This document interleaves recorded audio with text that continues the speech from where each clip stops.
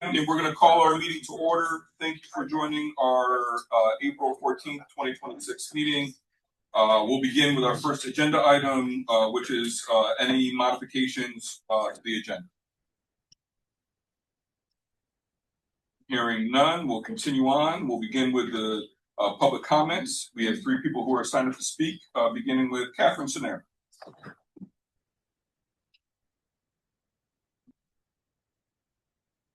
Good evening, everybody. I'm Catherine Sonera. I am the president of the Ithaca Teachers Association, and I am here to offer some trend data on teachers' perspectives on the effectiveness of the implementation of the ICSD's cell phone policy. And you will get this or have gotten it, and you'll get all my graphs in the statement, but I'm going to read it without the graphs.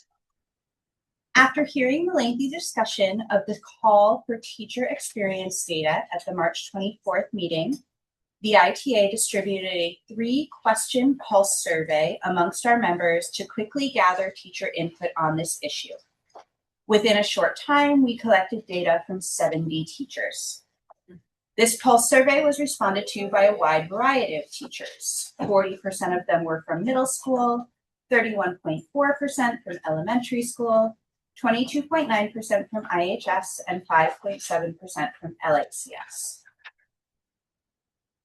When asked how big a problem is student cell phone usage in school for you right now on a scale 0 to 3 range, the responses ranged across the entire continuum. 52.9% of teachers indicated that this was a 0 out of 3 for them, indicating it was not a problem at all. 7.1 stated this was a 3 for them, indicating the current situation is no better than the pre-cell phone ban policy. And 40% indicated somewhere in the middle in a level 1 or 2. In follow-up conversations, a small number indicated that they felt the problem was worse now than before the ban. When combined with the teaching level, the trend we saw is that this is a level 0 or 1 or low-level problem for elementary teachers and some middle school teachers. The only teachers ranking this as a level 2 or 3 problem teach at IHS or LICS. When asked where the biggest area of concern right now is, 6.1 responded with concern with the policy in general, 21.2 responded classroom, 33.3 responded hallway, and 39.4 responded behavior follow-through with the policy implementation. There were some data gaps. While I acknowledge that this data collection method is far from perfect, I sincerely hope that the trends it identified will not be dismissed because of that imperfection, but instead will be considered as one data point to inform the larger discussion about the effectiveness of this policy. Given the short time I have to speak to you this evening, I've included only a summary of our sample survey data and have not included anecdotal information from the follow-up discussions that I've had on this topic. However, should any of you wish for me to return with this information in the future, please let me know and I will. But the big takeaway: members of this body frequently ask how the board can better help reach district goals, while reminding us that the board's 3 jobs are to shape district policy, oversee the budgeting process, and supervise the superintendent. The data that we were able to quickly gather indicates that overall, teachers do not feel a significant need to revise the policy or to invest additional budgetary resources to support it. Instead, we ask for your support by holding the superintendent accountable for supporting building leaders to ensure strong, consistent, and supportive implementation of the existing policy. Thank you. Up next is Christopher Carver. Good evening, everybody. I had such a nice written thing, but it blew away. I have 3 things. My name is Chris Carver. I teach at Ithaca High School. I've been there for 16 years. I teach mostly seniors. I teach economics and AP human geography. Thinking about the cell phone policy, I want to make 3 points. Number 1, in my view, IHS is not following at least the spirit of the cell phone policy. The idea was a bell-to-bell restriction, and I think most of the value lies there. At IHS, our cell phones are generally away more often in classroom spaces, but in passing periods, in lunch periods, in bathrooms, and wandering around the hall, phones all the time. If you toured IHS between a passing period, you'd see phones everywhere. If you were just in IHS, you'd see the students wandering the hall, have their phones out. we can and should do better. So that's point number one. Point number two, for me, I see a lot of value in the cell phone ban. It ticks every box for me in terms of metrics we're trying to improve.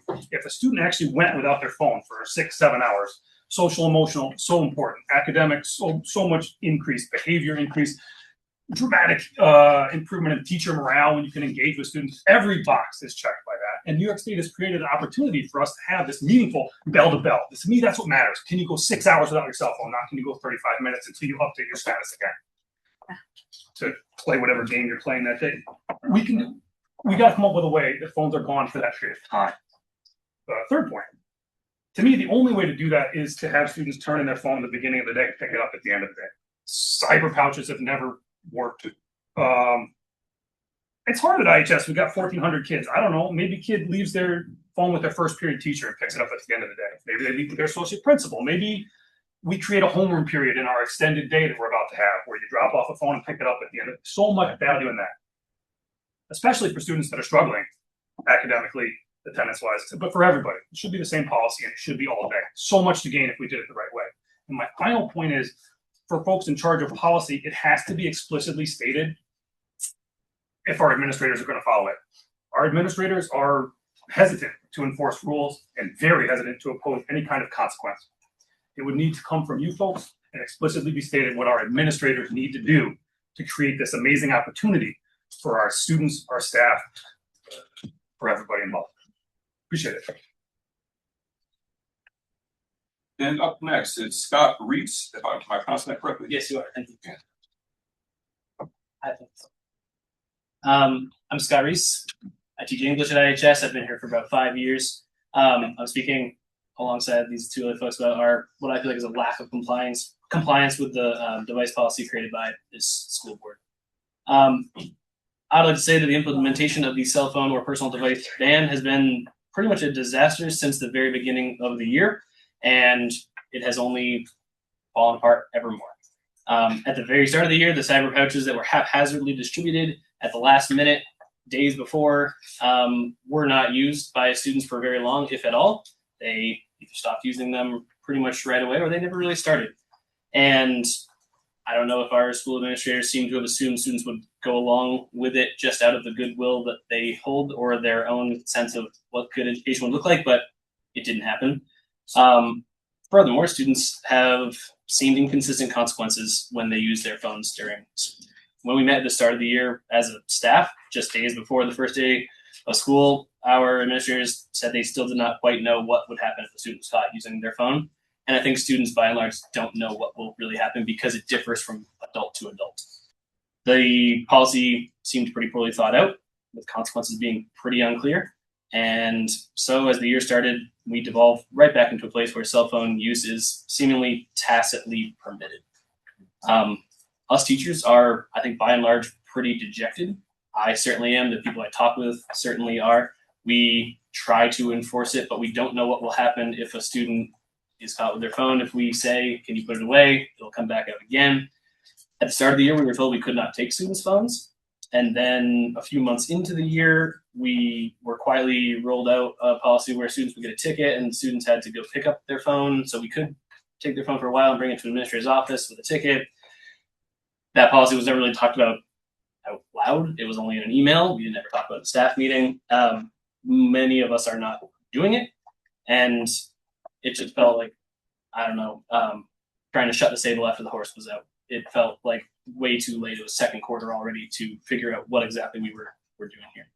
I have watched other adults, including myself, walk by students who are using their phone in the hallway or during lunch, not because I'm not aware that that's what's happening, but because I don't know what to do about it. Unfortunately, it creates a scenario in which our students feel like it is acceptable to be sneaky, duplicitous, otherwise generally dishonest. So I am here to ask for your help. I am, like I said, feeling pretty dejected about this policy. And I know that parents of my students, many of whom I have talked to, who are excited for their kids to experience a high school education without their phone from bell to bell, are confused at the very least. We are out of compliance with this policy at the high school, and that's it. Thank you. Those are all the names that are signed up to speak, so we'll move to, Excuse me, I signed up on my way in person. my apologies, that's not on my sheet, so tell me your name, please. Patricia Sitman? Uh, Thank you.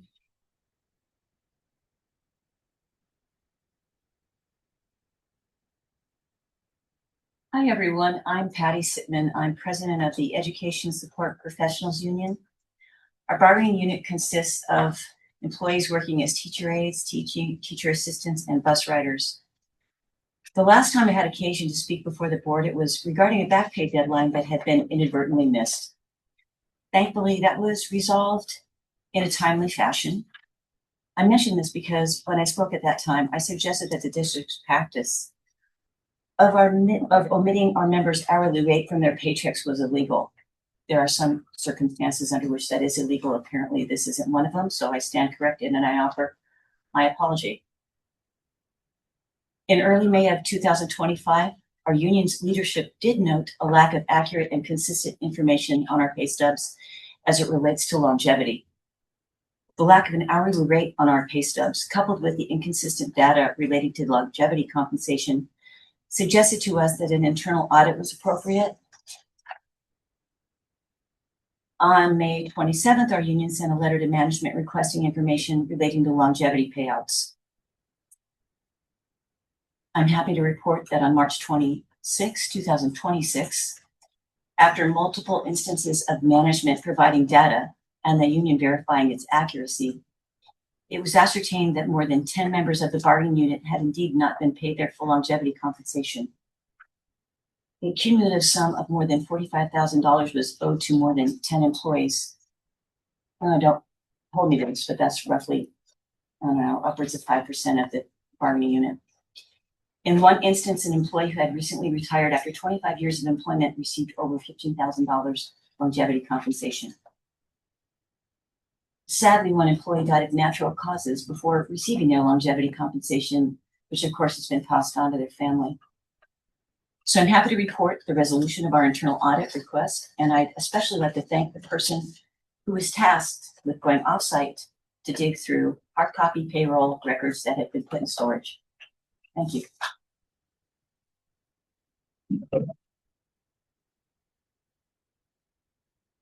I'm waiting to see if that is now all the names that we have signed up to speak.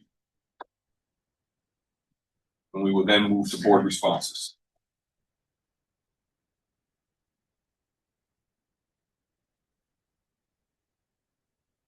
Yeah, I mean, I'm concerned to hear the anecdotal feedback from you guys coming out, and I appreciate you guys coming out and letting us know, because it is disheartening to kind of hear, and I don't know what the solution is, but it's really important that we are hearing this. And yeah, I'm just kind of curious to get a sense of like where do we go from here? Is this something that we try to address now, which I personally like to address now, and wait for the next school year, which I wouldn't want to do, and what exactly does that look like? So I'm concerned to hear it, and I'm curious what everyone else is feeling about it. Yeah, I'll chime in because I guess I agree with that. I like getting all the feedback. I mean, I'm not happy with exactly what we're hearing in the feedback, and I feel like we have to do some things to address that. I also appreciate the survey data, and also I was just excited to see that a survey could be put together so quickly and information could be gathered and brought to the board, quickly. And I know it's only anecdotal, and it's only 70 people, but that's a lot of information to kind of start with and take a look at some of those numbers, in addition to some of the other data that we have collected already. So I think it's something that we, as a board, can definitely work toward improving. You know that there are some districts that do have explicitly set out in their policy that the bell ban does involve the taking of funds at the beginning of the day and the giving them back at the end. Personally, I would like to see this board look into that as an adjustment to our policy for the next school year, because I do think that that is the most straightforward way to address the very legitimate concerns that were raised. Yeah, I appreciate you all for sharing and echo what Todd and Evan said. Well, thank you, Catherine, Scott, and Chris, for sharing about the cell phone ban, and knowing that this is our first year, and unfortunately the governor rolled it out, and We were deliberating for some time. And what I would hopefully say to the superintendent, as well as with the rest of our board members, is that when we do our annual survey, it would be good to get respondents have some questions in the survey about that, as well as when the administrators meet on a monthly basis with with Mary Grover, that they would communicate that too. But to get more, and I appreciate the numbers that you did receive, Catherine, but it's less than half of our teacher body. And not to say anything about it, but just I like that it's given us more insight into what the comments and the feedback, and I would like to see that more data at the annual survey. I couldn't agree with Erin more. Data is what I also want. I want to be able to understand the impact that this policy is having, but also I think that there are kind of two different pieces here. There's the question of understanding if the policy itself, if like taking away cell phones is like having, what kind of impact that's having. But and that's what we've kind of talked about, I think, a little bit, and talked about in the last conversation, which means like maybe it's too early to really have like a good idea of like the impact that it's having on students and learning and all of those other things. And that makes sense in a lot of ways, but that is a different question than, we can't evaluate how it's actually working if it's not actually being implemented effectively. And so I think that is the area with which I'm much more interested at this point, recognizing that we're not going to understand kind of longer term impacts on whether like there's support for a ban in general. But you know, I really appreciate you all coming, and I also know that it's hard to come in front of your boss and the people that you work for and talk about how a policy isn't being implemented effectively in your school. So I really do appreciate that and appreciate you sharing. It's very much in line with a lot of the feedback that I have also been hearing. And I am a firm believer that a policy that is poorly implemented can actually often do more damage than not having a policy at all. And so I'm particularly concerned about some of the things that you raised about if in fact it's actually, you know, teaching students that what they can get away with, or to not take a policy seriously, or that when, you know, an administrators say you can't do X, Y, and Z, that it's not actually the case. That is far more concerning to me. So I think that in the short term, what I would love to see happen is that the district is able to actually like engage with leadership and administrators in the schools, and to make sure, like, if they don't understand, which I get, because I also felt like the layout of the kind of consequences or whatever you call them was confusing even to me.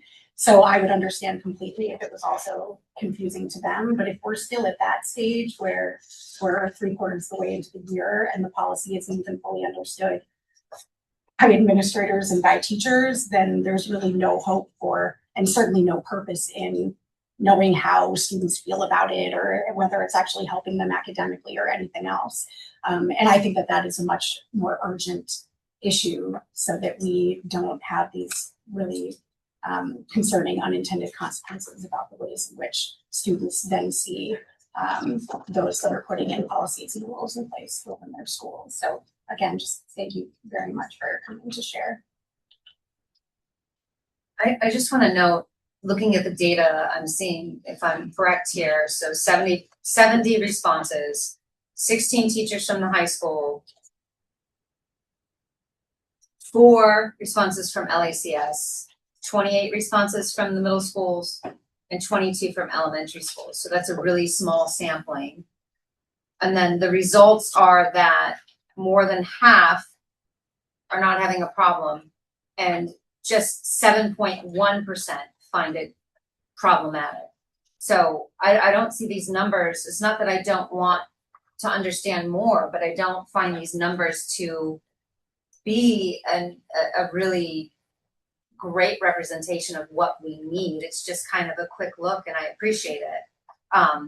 And I can't remember, I think you said, regarding parents and parents wanting to see more.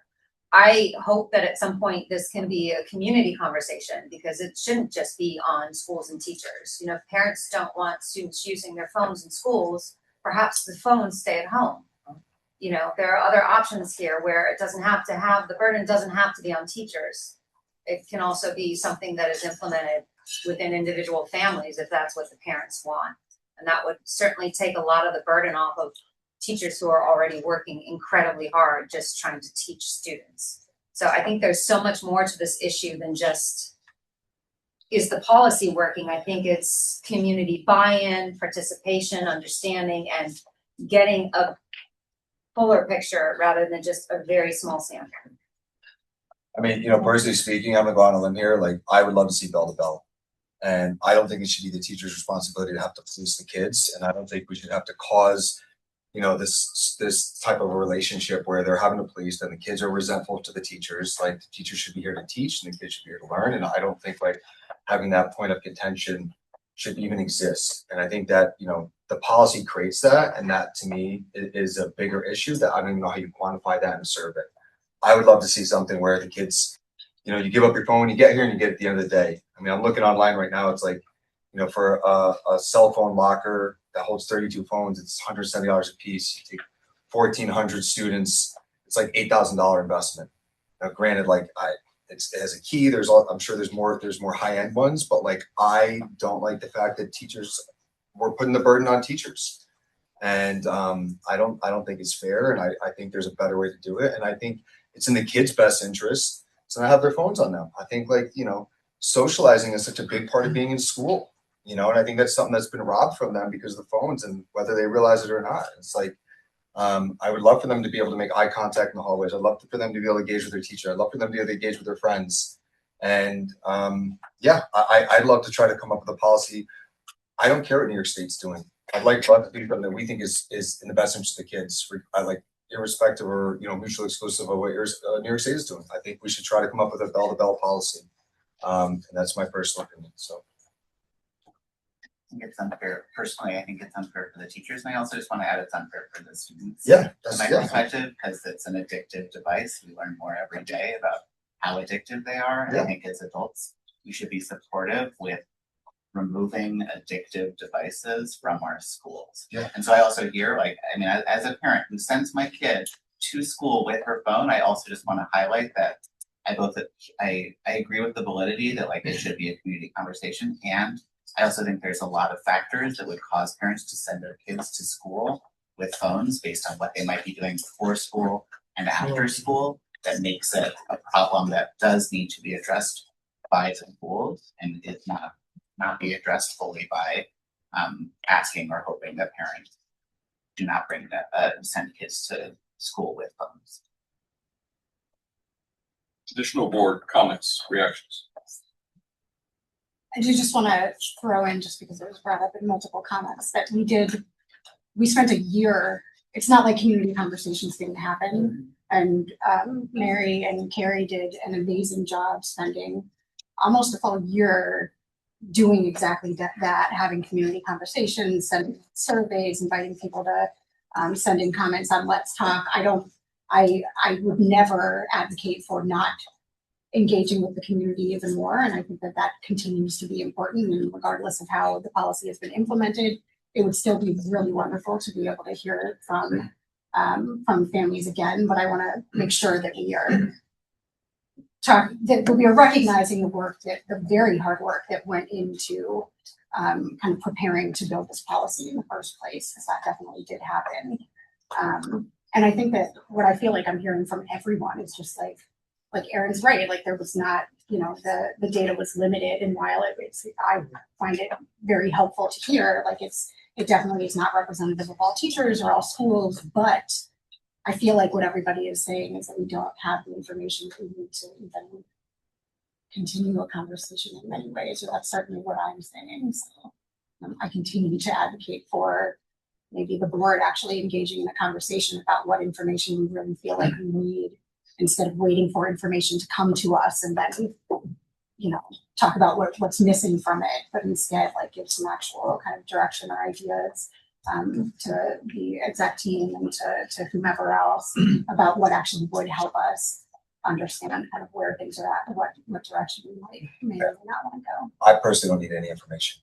And like, to me, it's like, if you have how many teachers every day are gonna have to spend time policing the kids, and that's causing a negative relationship with the students. I just don't think that should be their responsibility. I think if we can remove it all together, there's no benefits to kids being on their phones walking in the hallway. There's so much, data at this point saying that, like, how harmful it is. So I don't think we should find ways to, like, continue to allow themselves, I don't know. I think it just causes problems, and I don't like the fact that, like, our teachers are going to be responsible for policing. I don't care about the policy. I'd rather just remove the phones altogether. That that's my personal opinion. I'm not opposed to what you're saying. I am going to take a contrarian position just for the thought experiment. Yeah. Do we think that a bell-to-bell banner taking the phones away are still not going to put teachers in a difficult position with a child who still has a phone? I think that is more fair and equitable. I understand. I'm sorry. I didn't mean to cut you off. I have an answer to that, but right. But there's no simple solution, is what I'm saying. It's not a one stop and that's it. And so the complexity of the situation for me does require more information. I get that as one board member, you don't want any more information. You feel like you can move forward. But I don't think we're going to resolve all the things we're hearing simply by saying we're taking one action alone. I do want to answer that because I think it's important, because if everyone knows at the beginning of the day, you hand your phone to the homeroom teacher and it goes to the locker. Yeah. There's no ambiguity. Now, if a kid's walking down the hallway and he's on his phone and the teacher's like, hey, you're on your phone, and the kid behind him doesn't get stopped, it's like, well, why is it me? And now that there's all these issues where, like, I'm being targeted, and it's not because they're being targeted, it's because there's only one teacher and there's two issues. Like, it to me, it leaves so much room to just cause problems, and it puts the kids in a difficult situation, puts the teachers in a difficult situation. It's going to be hard to get kids to buy in the beginning, but at least there's no confusion. It's the same across the board. I just think it's a much better policy all around, and that's just. And again, there will be challenges. My question was not disagreement. My question was that we're still going to have some issues that we'll work out with that as well. And to me, that those are worth having. So additional comments. Sorry to drag it on. One more thing, and then I'll let it go. It's actually not even about this. I just want to make sure that as we're talking about this, and people have various feelings some of which I don't think are being raised, that are very different from what is being raised. So I want to acknowledge that as well, that there's a lot of different perspectives here. But I think that one of the things that's coming up is also just like the challenge about how we feel about having so much technology readily available to students.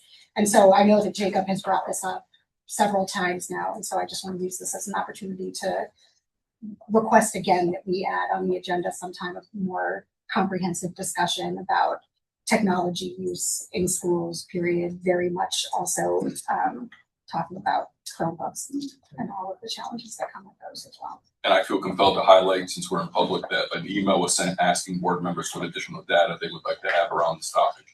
And you can respond to that email at any point in time.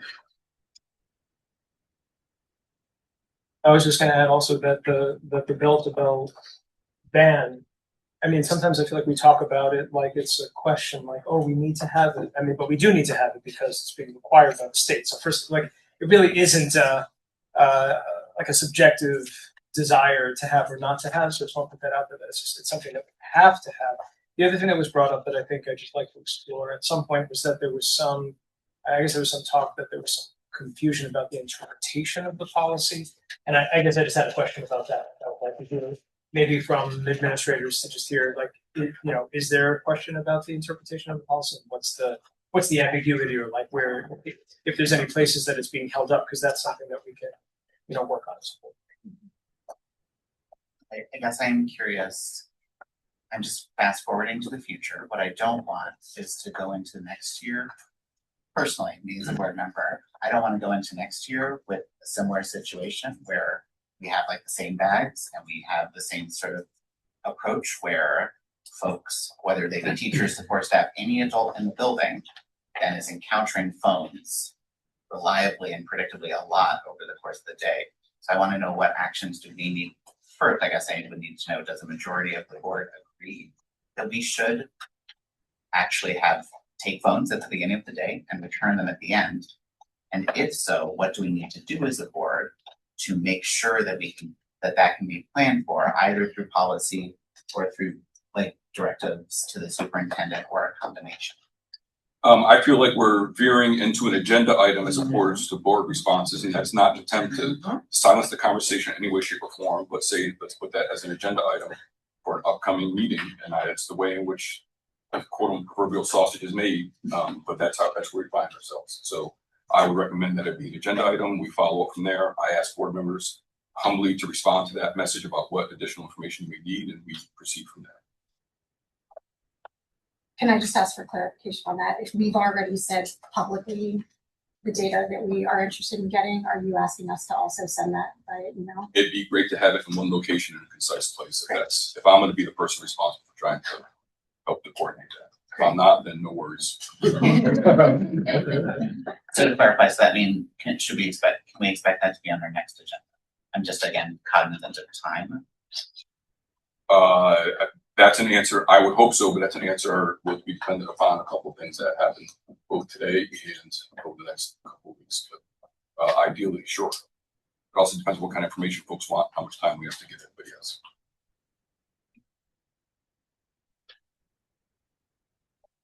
Additional responses from them. Fantastic. Student reps. Yeah, hello everyone. We're very excited to see you guys again. So after the most recent policy meeting, the board reps have been working on ways to widen our impact and reach the student body. So a few strategies that we've come up with is implementing a new suggestions box. So this would probably be a physical box placed around the school, and so people without like technology devices or people that just wanted to do it like physically and make it easier for them to give us feedback. And then also improving our monthly summaries that we send out to the school. And more on that is potentially putting a very important information in the announcement segment of the school day. And yeah. And then after that, Code Red recently finished our 2 competitions. So at our first competition, we actually placed 44th, but we improved a lot and we placed 18th at our last one, which was 3 weeks ago. And we also won the Sustainability Award, which was the first time in our 26 years of existence. So we're very excited for that and very excited to continue on to the next season. Yes, a couple weeks ago, we had our Vietnam and Morocco club. Both of them went to their respective countries, and that was a lot of fun. I think there were a lot of very good culturally enriching experiences there. So I'll update on that. And then I also have some data about the cell phones. I'm sorry this took so long, but a few months ago, the student reps put out a cell phone survey to teachers and staff at IHS. We received 617 student responses and 52 teacher responses at IHS. So I'm just going to go through this report. I think that this has been printed out and everyone has this. So I'll just go through some of the data for everyone to hear. So on average, students rated their general experience with the phone ban at 2.5 out of 5, and only 4.85% of students rated it as a 5 out of 5, which is down by 3.95 percentage points from September. So the rating has gone down, and 23.3% rated it as a 1 out of 5, which is up 13.9 percentage points from September. So overall, a sharp decrease from student perspective. Teachers only rated it slightly higher. Their average rating was 2.88 out of 5, which was down by 1.38 from September. And 67.3% of teachers rated their experiences as 3 out of 5 or below. 53.4% of students say that there's been a worse school community since the cell phone ban, and only 14.2% of students say it has improved. Teachers disagree, and they say that the IHS is a better community, with 41.9% responding that the community has improved, and only 15.4% saying it's one reason for this discrepancy might be students' perception of the punishment system as compared to that of administrators. So one of the things we've talked about in our meetings with administrators and teachers is that right now, if your phone is taken, it's an automatic referral. And now a referral to a student means a call home and something on your record. Whereas to teachers, it's just a note to administrators saying that students need to be talked to. So I think that's part of the reason why there's a discrepancy there. One of the clearest outcomes of the policy is reduced phone use, with around 72% of students reporting that they use their phones less or significantly less in school compared to last year, which is up by 12% from September. Regarding school climate, about 51.5% of students say hallways are not more positive, that they disagree or strongly disagree with a statement that hallway atmosphere is more positive since the cell phone ban. And 53.4% disagree or strongly disagree that we have a better general community at IHS cell phone ban. So from open-ended responses, it looks like the most difficult times to comply with the ban are at lunch and hallways at passing time, which again aligns with anecdotal teacher evidence. So 40.1% of responses said that lunch was the hardest time to not use your phone, and around 10.6% said that it was hallways or passing times, and the rest are smaller percentages. So the most common barrier that students identified, or the most common issue, were communication barriers. So whether it's parents and rides, coordination, and meeting with friends at lunch, around 40.9% of students responded to an open response question saying they had trouble with that.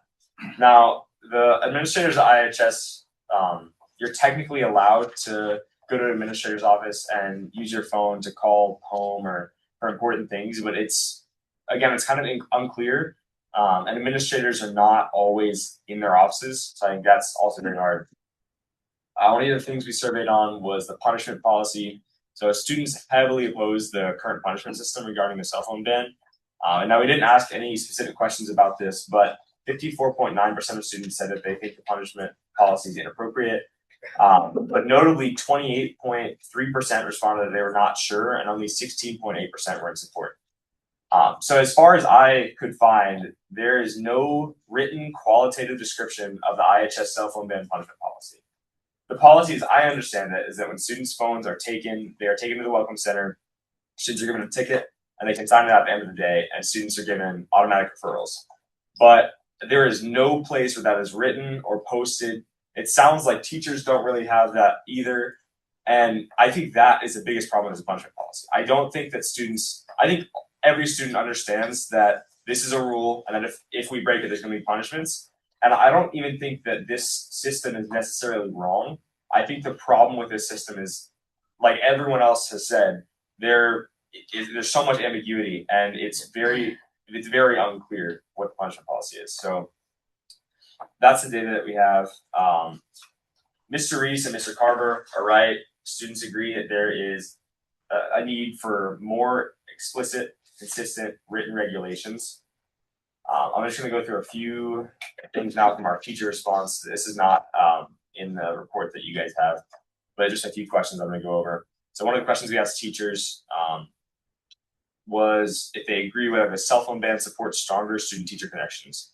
So the majority of teachers say that the cell phone ban does support stronger student-teacher connections, despite the dissonance between students and teachers when your phone is taken. Teachers also said that they felt neutral when asked if they felt comfortable addressing student cell phone use in the classroom. So around 26.9% of teachers said they felt neutral on this issue, and then it's an equal bell curve both sides. So I think there are teachers that fall on both sides of the aisle when it comes to comfortability enforcing it. Regarding administration, there's kind of a wide display of evidence, but almost no one feels neutral. There's a small amount of people that feel neutral about it. So about 26.9%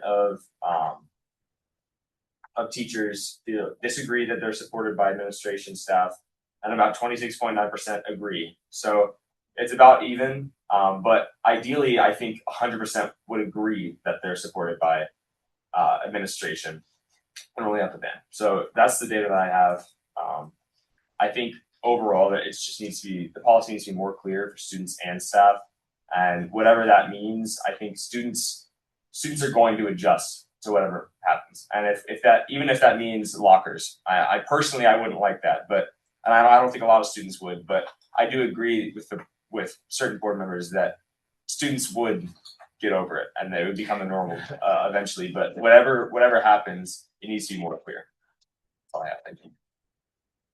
Thank you, student reps. Our reps from LACS are unable to be with us this evening, so we'll go to board responses. I'm happy to hop in. I just want to really acknowledge the great effort that you all are making to try to reach additional students within the school. I know that through all of the work that we've been doing to come up with a new ex officio policy, that there's been a lot of conversations about access to information and engagement with students. And I think that there's been a lot of people wanting more, and that coming across sometimes as us feeling as it feeling to you all, or it may feel to you all as we're saying you're not doing enough, which is not the case at all. But I really appreciate that you've continued to kind of hear those conversations, and that instead of saying, yeah, maybe next year things will be different, that you seem to continue to be coming up with new and creative ways. So just want to acknowledge that and say that we really appreciate it. And we had a policy meeting, but that's not it. A rescheduled policy meeting sometime yesterday. And we talked about just this and about how difficult or impossible it is to ask any four students, no matter who they are, to try to reach every student in the school. And talked about some kind of new ways that we're thinking about supporting the policy for you all and people in your roles in the future to be able to do that in a way where you're actually being supported by your school and your community to be able to reach folks instead of asking you to kind of solely do it. So just want to say a big thank you, and that we are hearing all of the things that you're saying and the additional information that you're sharing. Additional board responses.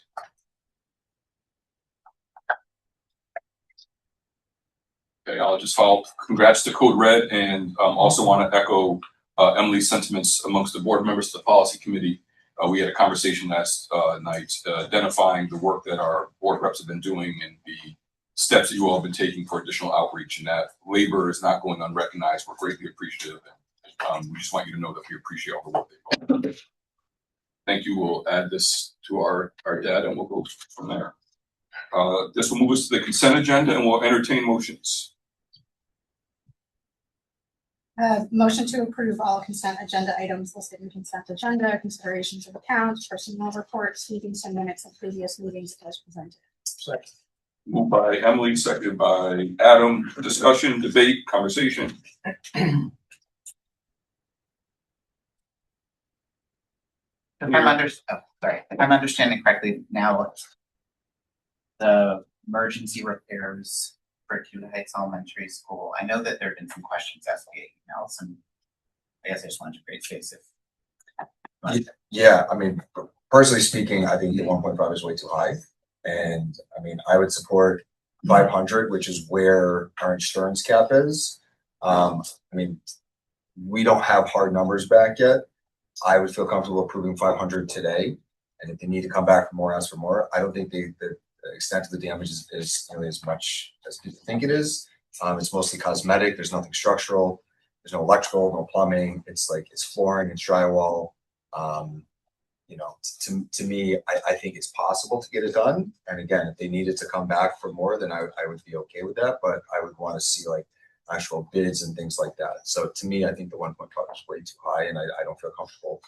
But maybe Dom can clarify, but when I read through this earlier, and I can't find it right now, it's up to that amount. And Sure. Because of the urgency of the matter, we're not doing competitive bids because this work needs to be done now. Did I read that correctly? Partially, yes. Yeah, and that's not what I'm actually. I hear what you're saying, and I'm not necessarily saying competitive bids. I think when you tell someone the budget's 1.5, they feel a lot more comfortable just saying yes to things when you don't need to say yes.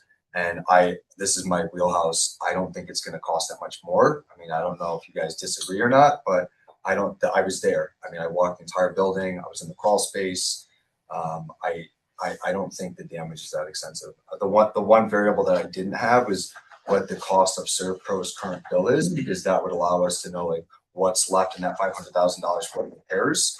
Have we received that yet? We've got preliminary figures that I can show you. That, I mean, that would be helpful. Absolutely. Yeah. So ServPro today, this is just mitigating the water issues, the flooding, mold prevention, dehumidification, boxing up books, all of that sort of work. The preliminary figure is 388,000, a little bit over that for that. Yes, I know we're all in the wrong business. Totally get it. I get it. That does not include electrical contractor invoicing, plumbing invoices, and so on. There's other factors. That's just the mitigation. Have they itemized that? They have. We've got a 31-page itemized. You bet. No problem. In addition to that, we've also, and I might invite Chris Lovitz up from Tetra Tech just to help us here. So I've got some average cost figures to share with you too, and there's two caveats to share with you that are important with this resolution. Number one, this is the resolution so that we have the ability to use those funds up to that amount so that we can declare it an emergency to receive aid back. So we can use the funds in order to trigger that in. That's part of it. Whether or not we spend that will really depend on the overall cost. So in talking to Chris and looking at the overall project, we've got 13,000 square feet of affected area. And in New York State, particularly in central New York, the average cost of both mitigation and contract work, and again, our contract work and how we have to handle that is a bit different in the public entity than it is in the private entity, considerably different. There's a whole, I don't need to explain that, but I'm happy to at some point. Everything from prevailing wages to the insurance costs and so on. The average cost is anywhere from $150 to $250 per square foot for mitigation and reconstruction of those type of areas and in these certain situations. We've actually provided figures that come in far under that at this point from what we're looking at. If we have to do the work that Chris can talk through here, I think we're looking at a total of between 800 and 900,000. That's without dealing with the water intrusion and drainage and so on. Right. So that's where we are at this point. And the water intrusion and drainage wouldn't be considered emergency. That's above and beyond. Right. So that's where we are at this point. So is there a possible compromise that can be made, right? Because what's being asked of us is to approve a certain amount of money to be able to begin immediate emergency mitigation for this work. Correct. We have some board members who are questioning the total of that cost. I understand that idea. Rather than 1.5, would we feel comfortable approving $1 million, and anything more than that has to come back to the board? No, I mean, I have follow-up questions that would be helpful, I think, for whether me. we approve $500,000 or Sure. I mean, I hear you with the 150 to 250. Right. At this point, we already know what the water mitigation. Sure. That's pretty much a fixed number. Well, no, that's up to date for ServPro. I mean, up to today, it could be higher, right? Okay. So yes, to date, there's a list here, and I can share these with you. There's 10 points that are not included in that figure that are part of the cost. It's going to go up. Yeah, we don't need to get in the weeds. I mean, I'd love to just not right now. You sent you the itemized list. Yeah, it's in your inbox. Yeah. Right. So what's in our scope of work? I mean, flooring. What do you think new flooring would be per square foot? We have 13,000 square feet. We could go through it at OACM tomorrow if you'd like. If you want to go through it in detail now, we could. Well, I guess my issue is like I would want to kind of go through because I want to see what the budget is. Because to me, I'm like I'm struggling to understand where the 900,000 is. Sure. If that's on top of the 300 that's already been done, I'm having a hard time wrapping my mind around it. And I'm not saying that I'm probably missing. Maybe I'm missing something. I just want to understand. Of that. Yeah. First of all, the 800 included the 3. Yeah. Okay. And also in terms of the funding of it, so I think we mentioned our insurance coverage for flood. That's 500 of that. Yes. And then above and beyond that is why we have to file for the emergency funding so that we receive whatever our rate is. I mean, 58% of that back. Yeah. Once we. And that's another piece I don't really understand. So you mentioned unless I misunderstood, that we needed to be at 1.5 in order to hit that threshold, or I'm just covering it so because we're going to submit this emergency once. Yeah. And really don't want to have to do this again to go through another resolution. I'm not sure that we can. I've never been in that situation where we didn't quite hit the target and then we've got to resubmit for the same emergency. So I want to just make sure that we set a ceiling that covers the costs so we do get the aid back if we have to expend those funds. Yeah. And I'm hearing you say that you guys are thinking that it should be 800,000, including the ServPro. 800 to 900. 800, 900. Right. I mean, so why not do 900 then? I mean, Why not just do $1 million so we don't have to come back? And again, the idea, so I'm not in Yeah. agreement with everything you're saying. I'm saying the idea is we're authorizing up to a particular amount. Yeah. Does not, still means that we can go through line by line and have conversations about the costs. Yeah. But the authorization, especially if we're going through NICED, and I would assume there's something different. I think I heard you say it right, public sector versus private sector, and I imagine there's some additional things that cover education spaces for the health and well-being of young folks and for teachers and everyone else as well. So that was my sort of compromise, being like, I understand what you're saying, we need to be fiscally responsible. Let's see if we can set it at $1 million so we don't have to come back and, you know, hopefully we're under that without question, and then continue to talk about this at OACM or facilities committee. Would be, for me, that would be the place to go line by line. Yeah. That's not saying it wouldn't be beneficial here, but Yeah. that's where we get really into the weeds. I agree. That's the place to go line by line. I'd feel comfortable today at $1 million. I wouldn't want to go above that. I wanna be clear though, when we say up to 1.5, if we don't spend that much, the money then goes where? It just stays in the fund balance. Yeah, we have spent. Okay, so is there any downside to 1.5? I don't understand why, if we have the money there and we're just saying 1.5 and we just spend what we need, I don't understand why we wouldn't just say 1.5 as a CYA. Sure. Call it a day. Because I think when you put a cap on things, it forces people to be more diligent with and be more responsible with the finances. And it's easy to spend money when it's not your money. I see that all the time. I experience it in my business all the time. And I just feel like if someone knows like this is our budget, you're more creative and more willing to kind of stay within that budget. So I feel more comfortable putting a cap on it. I don't feel comfortable saying, you know. We also acknowledge that this could potentially cost us more. And what I mean by that, we say that we're going to put $1 million on, which I'm in favor of, right? But say it does cost us 1.3, and now we can't get aid back on that $300,000. We've then lost some money. I just want to make sure that we're all on the same page. So I get it. I just want to make sure am I right about that? Those are all the variables. Or if we try to put in for another $500,000 and we're denied for emergency funding. They may say that it waited this long, it's not an emergency at that point. I'm not sure, to be honest with you. Okay, and also I completely understand where you're coming from in terms of setting a budget cap, but we're also obligated under New York State law, under procurement processes to bid.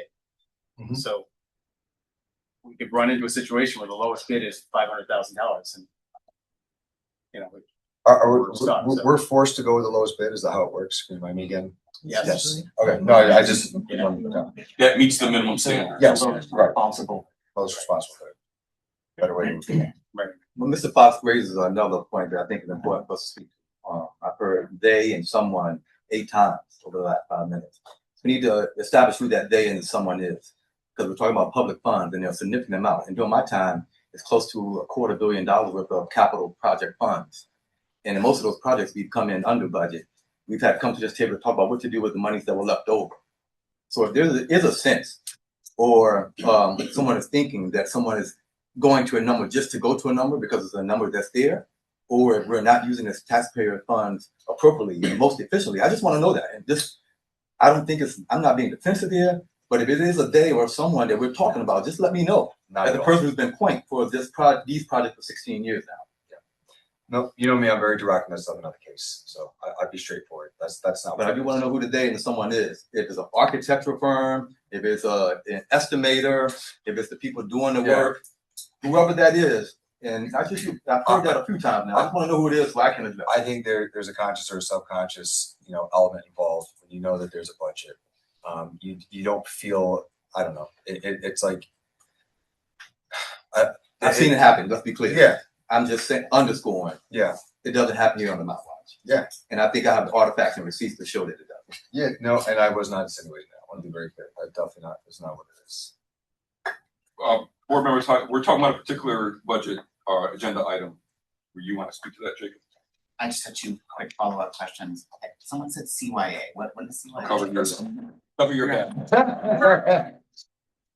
Gosh, now I know. Great. Thank We'll you. say CYB. Thank you. Alright, so and then Tom, I think you started to reference can't go back. Can we you started to say what I said was I don't know. I've never been in a situation where we have to go back and ask the state to give us additional emergency funds months later after the emergency's been Start the process. Does anyone know the answer? I feel like that's important information. I understand, I'm not saying like you should. know Yeah. that, I'm just saying. I guess if I were in their shoes, I would say it can't be an emergency at this point if you're coming to us 8 months later for the money. But I could be wrong. I don't know if you run into that. I could share what our process is. Yeah. Which is to create a document based on review, walkthrough, review it with the district.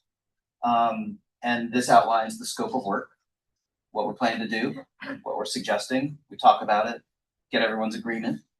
That establishes a number that then the district can use as a number for the emergency. So that's the typical process. And then, you know, you probably round up to just make sure that you're covered on that. So that's what I'm familiar with emergency projects. Is there anything left in the scope that you have not identified or that could impact where you think it's going to land at the end of the day? There might be, as we talk it through. But is there that you know of? No, we've documented what we think at the moment. Okay. And Todd, come on, you know, and I'm as someone who's no, I'm just bear with me for a minute. As someone who's a bootleg home person that does my own repairs, you know, anytime you open a wall, right, there's a potential you're gonna find something. So I just want to make sure we're on the same page. And that's exactly what I mean. Like, are there any walls that we haven't opened? Are there any like unforeseeables that you're like, hey, we have not gone into X, Y, and Z yet that could then balloon the budget? Or it's like, hey, we've done all the exploratory stuff that we need to do. We know what the scope is at this point because there's no continuing water issues, right? Like that's all been mitigated. But like, you understand what I'm saying? Like I'm not. As you know, we often find things in construction. Yes, so of we course. will, in the planning of the budget, account for contingencies as a percentage of the project construction value to account for that, and we've done that in what we can review, you know, now or tomorrow, whatever you want to do. Yeah, so you have a contingency line item so, that should yeah. cover any unforeseens. I mean, there was stuff where like, you know, Dan, I don't know if it's Dan and his team, but you know, they found like, hey, there's a bathroom that, you know, has issues that we wouldn't have known about if we hadn't had the water. So like that's been factored into it. So it sounds like you guys have already done all of your due diligence. You have a good understanding of like what the scope could be. You have a contingency line item budget. And currently as it stands, you're thinking it's around 800 to 900. That includes Servco. Am I understanding that correctly?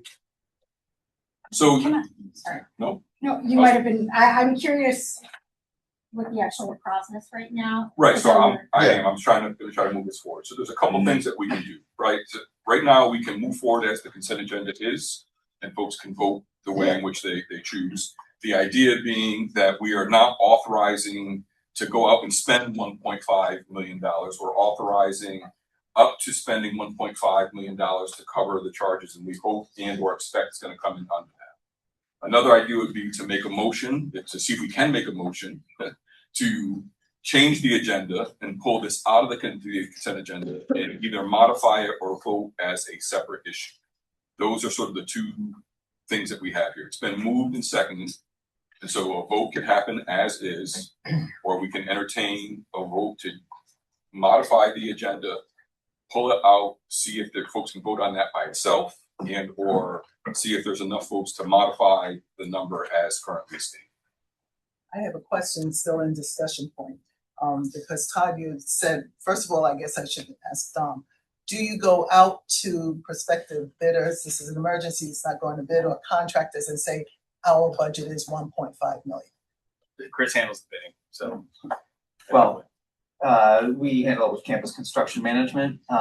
And if we have an estimate, we usually, if we are going to advertise numbers, we usually round down to manage expectations. And when you say round down, you wouldn't be using the 1.5 number, you'd be saying 800,000, 900,000. Whatever we think the actual cost is. Right.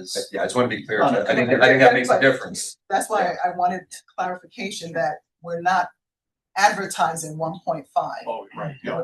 The board is voting on up to 1.5, so there's a potential that it will be less. And if we don't do the vote now and something comes in within the next 2 weeks, and knowing that I have faith that our audit showed this and reflected that we do our due diligence to make sure everything is as stated. And I know Travis had spoken about from last year, some funds that we had left over from the 2019 capital project that was redeployed somewhere else. So reused, yes. So Todd, do you want to modify the agenda or should we? No, I mean, this is a good exercise. I think it's been educational for me. It's not a hill I'm willing to die on, and I actually feel like I need more information to even to want to change the.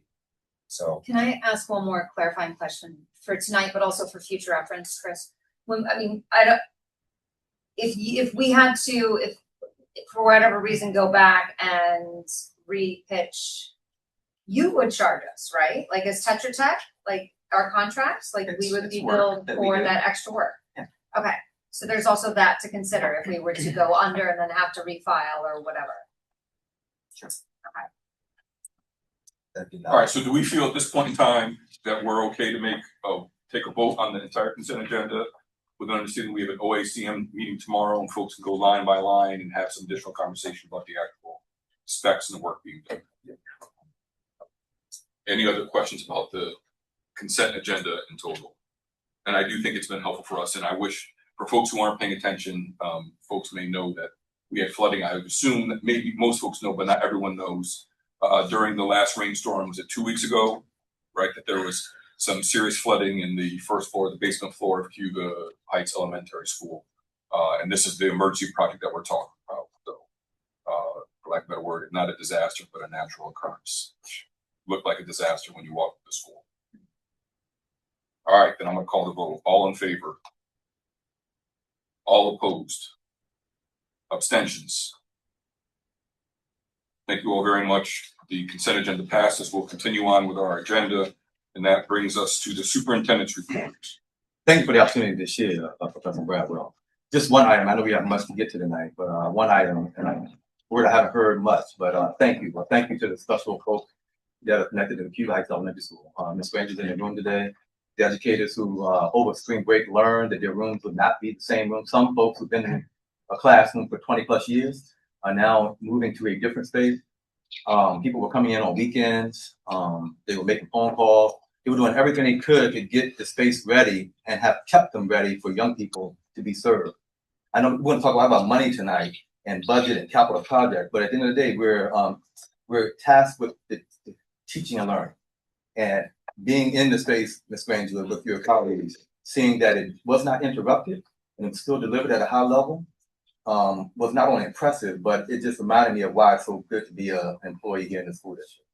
So let's not get lost in all the numbers tonight, but to recognize the humanity of what happened. It was a natural disaster, and we can't predict those. Although I've got emails that blame me for it, but things happen. But how you respond is much more important. And we will get that school fixed, and we will get some other things going that will benefit the young people and the staff too. But please hear me say thank you for your leadership, and share that with your staff as well. Thank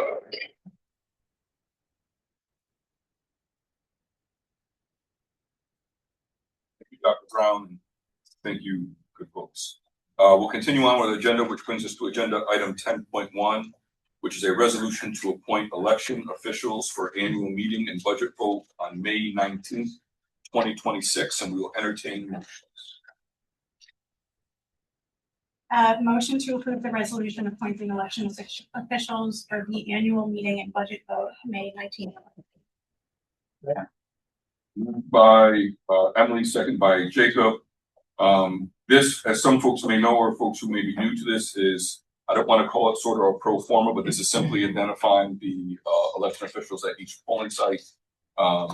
There's not much for us to say. We work in collaboration with the Board of Elections. We run this. We run it. That's right. So there you go. What happens with the DVDs? They'll complete that hopefully by the time we get election. They're required, or we're required. I'm only down to 3 TVDs. We're in good shape. In this state, yeah, I was curious.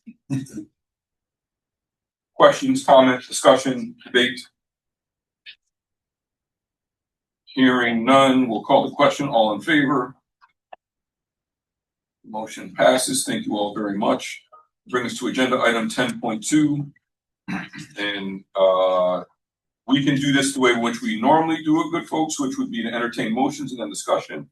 or we can begin with the discussion before we get to the motion, given that this is a conversation about adopting the budget for next year. How would you like to proceed? Begin with the discussion. Are we all okay with that, recognizing that we're doing a slight veer away from Robert's rules? Are there any objections? I just want to know, what's the rationale? I don't have an objection, I just want to know what the rationale is. To have a discussion first, to know what we're discussing and the exact amount, because I'm seeing a lower amount that I saw before, so. I have no objection. So discussion, or not sure how, were anything that you were looking to discuss with us, Dr. Brown? I know that there was a Finance and Facilities Committee meeting on Thursday in which this information was reviewed. Yeah. And I know a number of board members were in attendance and asking questions there as well and reviewing it. But I don't know if there's anything that you wanted to say to us. With the opportunity, yes. And yeah, let me begin again with a thank you. And thank you to Don Lisi and Emily Scheib and the folks in the business office.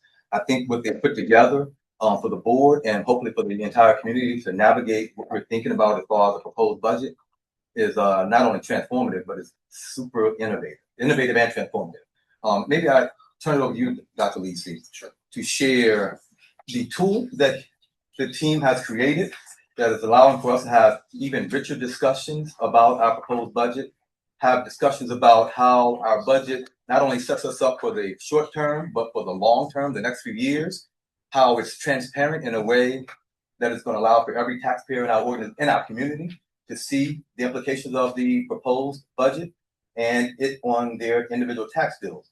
I had an opportunity to share this tool with regional superintendents on Friday.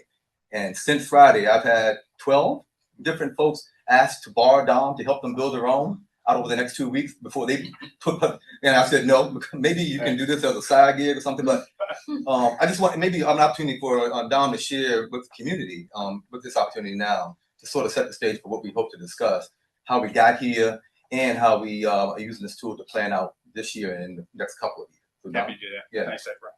First, Emily Scheib, I do want to thank Emily for all of her hard work. She puts AI to shame in terms of checking math. Let me tell you, fantastic. And Dr. Blaylock, certainly for helping us put this together as well. Did a lot of work in getting his insight. So happy to share that. First, I'd like to start with just mentioning these will be online for the community to see and to utilize as part of the tools and understanding our budget and process and so on and so forth. I'll start first of all, and I've mentioned this several times about the budget book. Again, a different way of looking at the budget, understanding what we're putting forth, understanding the numbers, and so on and so forth. So I would encourage everyone to look at the budget book. I'll just move my computer closer. Yeah, you can move. This is going to happen. There we go. This is just one page of the budget book. Again, it walks you through the whole process of the budget, start to finish, breaks it down for everyone. And the goal was to be as transparent as possible in providing this information. This is how we hope to accomplish that. I chose a particular page, 3-part budget. That's what we're required under New York State laws to report the budget, how we're supposed to report it to you in general. Again, we've been through this at previous board meetings. I won't go through it again, but at the very bottom, if you wouldn't mind scrolling all the way to the bottom there. Good. The budget figure we're looking at is here, the $177,638,041. That's the budget figure that we're hoping to have approved in May. Within the budget book, there is a link to the fund projection. It's actually the ICSD budget projection application that we have created. Aaron, we're going to call it Crystal Ball. Let's see. There you go. And it's already that one. So if you wouldn't mind switching to that, we'll go over to that. Can you refresh the page actually first before we start? I did make a couple changes to it.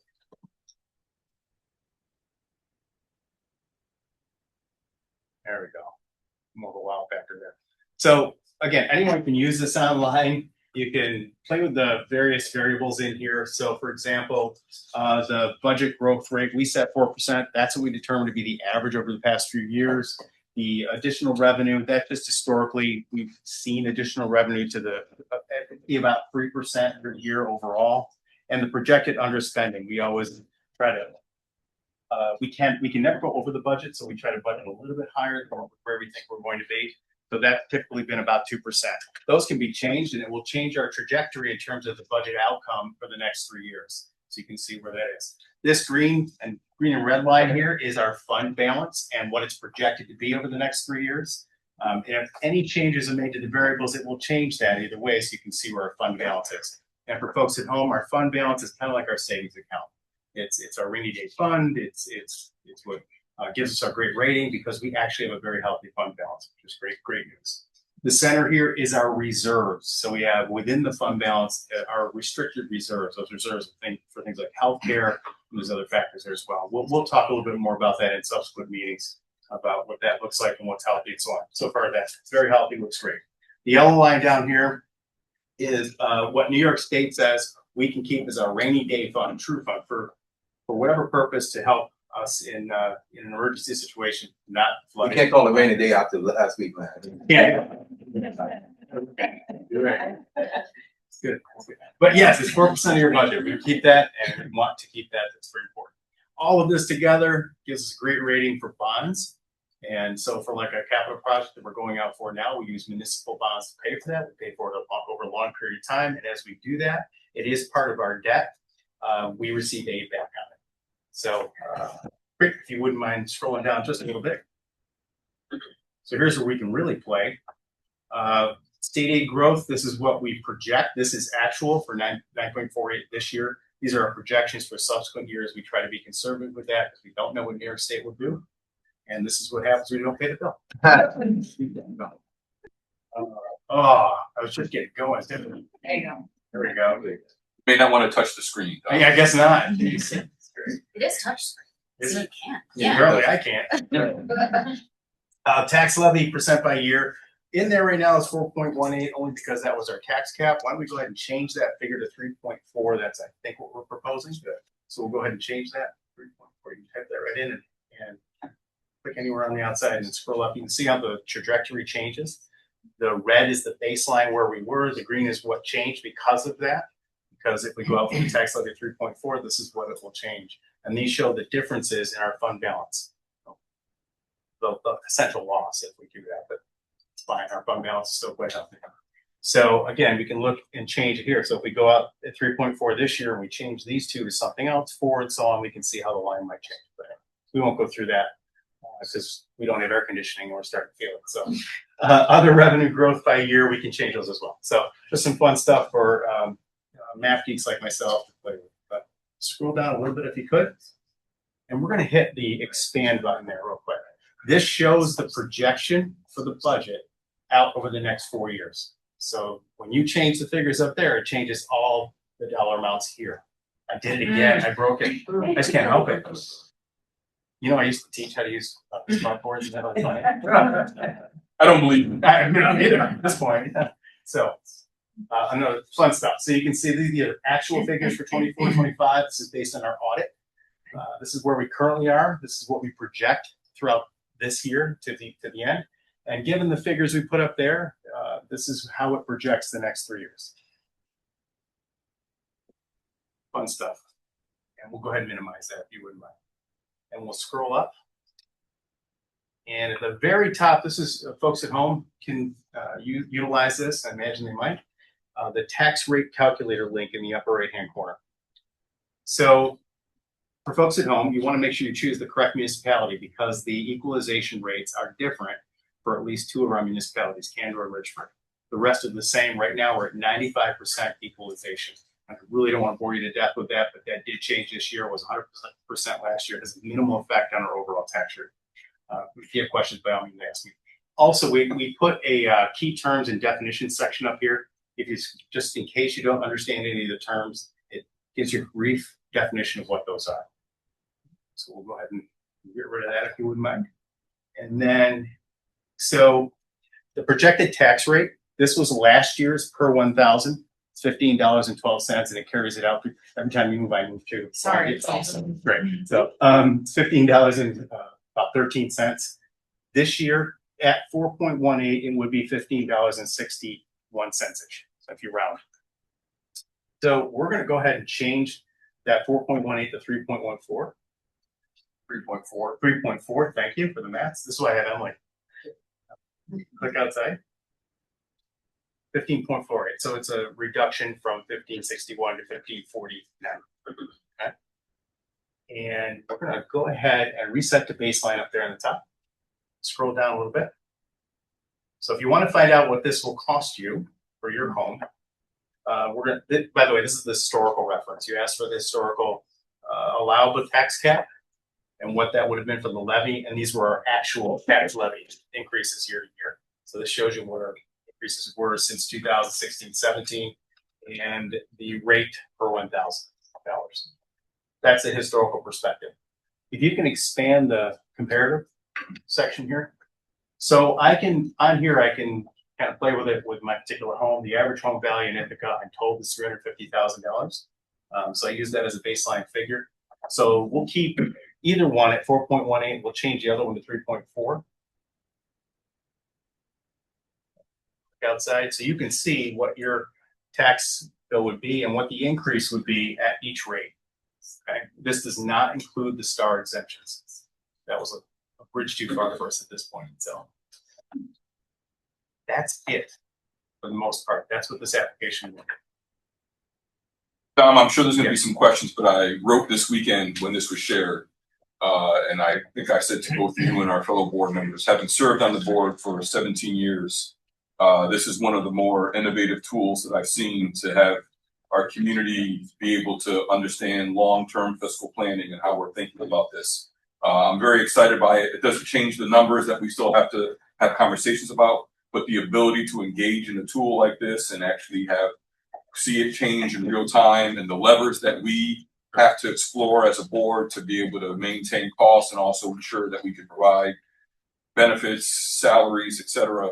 I want the community to hear it from me that I'm greatly appreciative, and I think this is I can see why 12 superintendents, if not more, would call you, and I'm sure after today you get more phone calls of other districts wanting to use something similar to this. So thank you to you and your team for putting this together. It's a pretty phenomenal tool. Again, it doesn't address the numbers that we have to get to, but the tool itself is absolutely phenomenal. So I'm just greatly appreciative. I wanted you to hear that from you. Thank you very much. Appreciate it.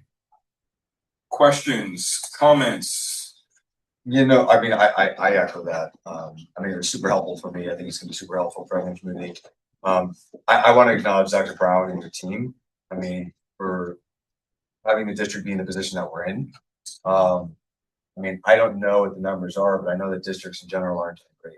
80 or 90% of them are in trouble, but it's an exceptionally high number.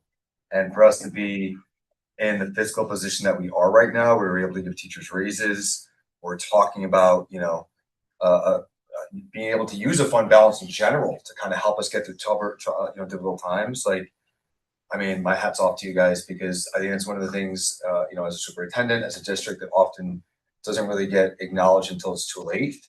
And, you know, so I'm grateful for being in the position that we are. And I just wanted to, you know, say thank you to you and the team for doing that. You know, for me, well, I guess I'm curious if like everyone even understands like the inputs on these things. And if you guys don't, I think maybe it would be helpful, instead of like calling it out, but like maybe it would be helpful to go through some of the inputs just to make sure everyone's understanding. Might be helpful for the community too, because I think like understanding the different levers that are in here is kind of important with us making a decision on you know, the tax levy and where we actually want to fall and things like that. Sure. I know where I personally stand, but I want everyone, you know, I guess to be as educated as possible on this tool, because it is a new tool, right? Like we're all seeing this for the first time. So making sure that like the comprehension is there to be able to use it effectively. Sure. And I don't know if you're open to kind of talking through like some of the the projection parameters. Like I think one that might be helpful for people is with my computers. Like the additional revenue, right? Like, so, I mean, every one of these variables makes it go up or down. Yes. But like, what's the correlation between additional revenue? Like first of all, what is additional revenue? What makes up additional revenue? And what's the correlation between that and the tax levy? Sure. For example, we receive funds from Cornell. That's additional revenue, right? So we don't anticipate that changing in the near future, but that's part of it. So what is that in terms of dollars per year? 10 million? Is it 5 million? Yes, I'm just not Cornell. I'm talking about additional revenue. Additional revenue, not Cornell. Yeah. Lord knows it ain't Cornell. It's about 750. Right. But some years we've seen a significant increase with our investment staff. Yeah. Right now, investments aren't doing as well, but the last 5 years we've been able to build from fund balance. Yeah. And our BOCES refund. Refund. Yeah. Very high. And and the reason I'm asking that is because like it's easy for people to go on here and play and like move the numbers around, but it's like if you don't know what you're moving, it's kind of hard to make decisions. So I just wanted to call that out because I think it might be helpful for everybody. I think with the other one. Oh, projected underspending. Yep. I mean, like that's basically, and you taught me this. Yeah. So like right now it shows 2%, like that's a part of the budget. So we usually don't spend 2% of the budget and that gets rolled into fund balance. So that's actually a net positive. Correct. And then the budget growth rate, I mean, I think that's self-explanatory, but maybe just explain it again. Sure. Just the average of our budget increase. So last year we were at 3.76 budget increase because it's kind of a soft increase based on inflation and so on and so forth. So the average this year working at a 5.09 increase, the average is 4% for budget growth. That can change. Yeah. And I'm just gonna go through the other ones just because I think it's helpful. Sure. The state aid growth percent by year, right now it's 9.4%. That's an anomaly. That's usually not that high. Right. And you guys are forecasting 3% going forward, and that's pretty much normally what it is. Conservative, I guess. And we've been less than that in years. Yeah. So like ideally that might be one of the things that we don't kind of play around with right now because it's probably you got that pretty accurate. In our humble opinion, I would only play with the tax rate at this point. There you go. But that state aid number is also informed by what we get back in capital projects. Right. And I know we're gonna be talking about a capital project as well too. If not borrowing, that line, that number goes. That's correct. What is the reason, if you can speak to it? Sure. What is the reason for the anomaly of much higher state aid growth this year? So some of that is expense-based aid. So if we expend more, we receive more aid back. So that's really why, that's one of the main issues why that's changed. The other is the foundation aid. That really hasn't seen a huge jump. It did for 1 year, but we've seen years where it was far less and I think a couple of years it was negative. So foundation aid is just general funds to help support the district. The others are based on what we spend. Our building aid is most of that now. Correct. Some of the definitions are there, but they're very light. Then the drop down box just kind of gives you a basic idea of what each of those are, but we can expand on this one. Additional questions, board members? Just quickly adding on to Sean's compliment, I agree it's a very helpful tool. I think you should share it with NISPA because I can definitely say that like the new board member onboarding could benefit from something like this. We got trademark it. Yeah, you trademark it, license it, and sell it to other districts. Monetize it, yeah. Brand it, put your name all over it. Okay. Is my attorney here? Would you just back up on the screen just if that's possible? Might be helpful. One last thing I just wanted to point out, just the tax levy percentage by year. So, for 27, 28, and then 28, 29, it's lowered to 3%. Can you explain what for the tax levy percentage by year? Right. Got it. So right now we're talking like 3.4, but you're forecasting 3% for those subsequent years. Can you explain that? Sure. Again, given it's a conservative figure, I know that costs are rising for the community, so we want to be careful.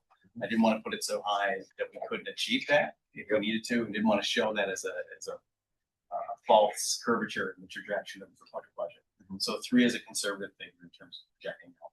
I think our tax cap will probably be in the 4 range again next year, but that doesn't mean we go to that. Yep. So, Emily, can you go to the tax rate calculator on the top right hand side, and then the bottom, which shows the historic data? Todd, to that question as well, for a number of years, I'll go to the bottom right there, that graph. For a number of years, the conversation was that we were always living in a 2% world. Yeah. Right. And so I'm sure you know this, but that also limited even what the max was. So even though you may see a tax rate of 2.19, that may have been the max that the district was allowed to increase its budget 1 year over the other. Those formulas have changed slightly over the past couple of years.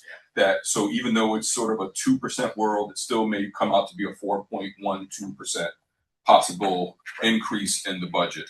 And so we're not looking at going to what we're allowed max without going over, without a supermajority vote, right? Because we can make the tax levy a 7% increase. I would not recommend it, would not be advisable, but that's possible to do with a supermajority vote.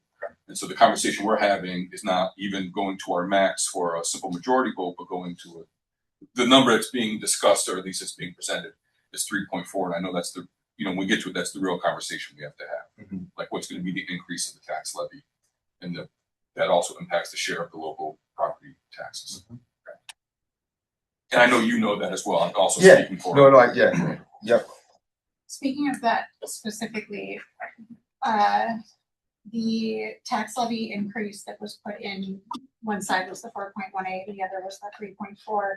Am I correct in understanding that the difference in that on the impact of the taxpayer is like $40? At a home assessed at $350,000. Right. Okay. Right. So, yeah, if you change the value of the home, it'll obviously change. And we are a complicated community. I know we all know that, but we have one of the lowest tax rates in the county, but we have the highest assessments. Yeah. So our taxes are more, even though the actual rate puts us near the bottom half of our other component school districts, which has always been confusing for folks when you're looking at it per 1,000 of assessed property. Right. Our rate is relatively, I don't want to use that term because we all feel the impact of taxes, right? But that's a thing for us to consider as well. Thanks for changing those numbers around, Emily. So it does look like, regardless of what the value of the home is, like it's about, right? No, it's done. When you say baby. Emily, would you? Right, we're comparing it across the two. Oh, Right. Like she was changing. Yeah, not much difference between 3.4 and 4.18. Right, that's what I'm saying. Like for the same home, no matter what the home value is, the difference between the two, I'm just trying to understand is not. 6%. Yeah, it's not huge. I'll take those $29. I mean, that's fair. But I understand. But it's helpful to see. Yes, yes. And it have a multi-million-dollar impact on the fund balance. So let's not leave that point. By going To less. Yeah. Right.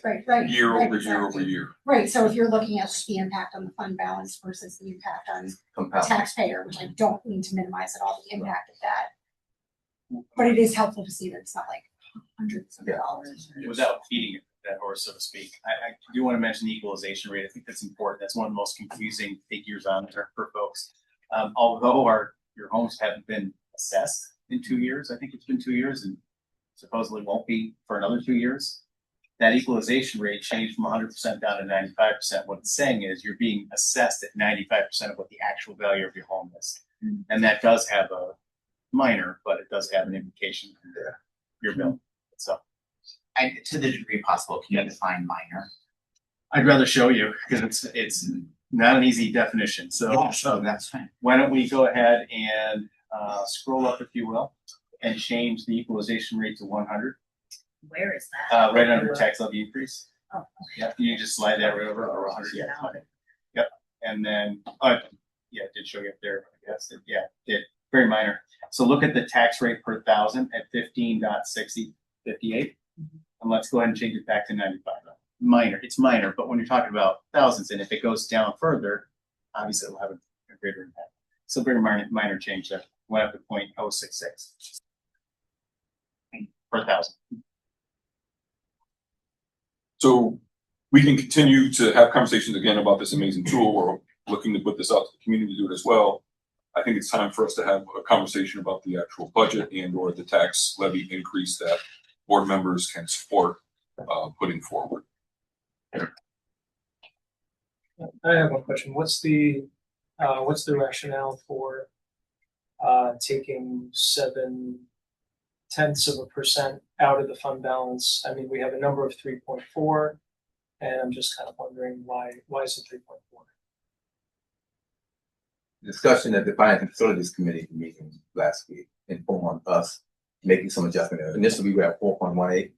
And then the conversation amongst board members, we thought we would, I don't want to use the word compromise, but to lower that number a bit. We landed on 3.4 as a place. It's not as comfortable or as conservative as we started, but it's a place we still feel comfortable in coming in. So that's why we were thinking. Can you that I wasn't here the other day. So when you say like hearing from board members, like are you saying that like the board spoke as a whole and said that Or are you talking about like one or two? No, I think it was a board committee. Again, that's probably a better question for your colleagues. Why not 418? Again, the recommendation was 418, and then the discussion, other numbers were proposed, and then I think the ultimate statement, and it's online. Well, we can show you what 3.4 looks like. So that was where we were. I guess a better answer, the rationale from us is because you asked us to. Okay. But I would love to hear y'all thinking about why it's low. So just to clarify, you're not recommending 3.4? No, we came in at 418, but today we were asked to prepare 3.4. Oh. I was one of the people that recommended a tax levy increase at 3.4, which would also mean an additional funds coming out of the fund balance. And my thought was whatever we could do, fund balances are there for a reason, right? Yes, they're savings account. Yes, they're not necessarily renewable unless you fund them again. I get that. But we also know that we're in some difficult times. And so if there's ways in which we could find a happy medium to help whatever it is our taxpayers, then that for me was what it was. I mean, you have a healthy fund balance for a reason. Hopefully some things change. Hopefully we continue to make sound financial decisions, do sound financial long-term planning along with our capital projects. And that seemed like a number to me that was feasible to be like, yes, we realize that everything's getting expensive, things cost more, and for the district to be able to provide the level of service, to be able to provide benefits and raises, that was a number that I felt like we could do that and still maintain a very strong bond rating as one board member. That's why I recommended that, I think 2 board meetings ago, was the number that I put forward. And you landed on that specifically using this tool, like No, 3.2? I didn't even see this tool. This tool was introduced at last week's finance and I'm just, facilities. so like 3.2, 3.4, did you just? I'm thinking about, as a taxpayer, you want me to approve a school district budget, and I'm in a world where I'm paying $5 for a gallon of gas, and there's an opportunity to raise the budget by the levy by 4.12 or 3.4. I feel better going to taxpayers saying, we're going to ask you for 3.4, understanding all these other financial constraints that folks have. Yeah. That was my rationale for making that sole argument. No, I'm with you. I personally think we should go lower. And my rationale is we have a very unique opportunity to do that. And this is not like when you forecast out, 3% over 3 years, I think it's too much of a burden for us to bear. I would like to do it for just this year because I feel like we can do it this year. When you hear 3% versus 2.4 versus 4.8, like that doesn't mean anything. Like, so I'm thinking about it in terms of dollars. So at a 3% tax levy, we would take 1.4 out of the fund balance. To me, we can recoup that right off the bat just by selling camping. And I know that we're doing like we still have to study and everything, but hold on, hear me out. That to me is mutually exclusive of talking about like school consolidation and everything like that. That is an asset that has sat on our books for 40 years that we don't use for anything but storage. We pay to heat the thing every year. We spend tens of thousands of dollars just to maintain it. It's not on the tax roll. It's probably worth $1 million if you just put it on the market.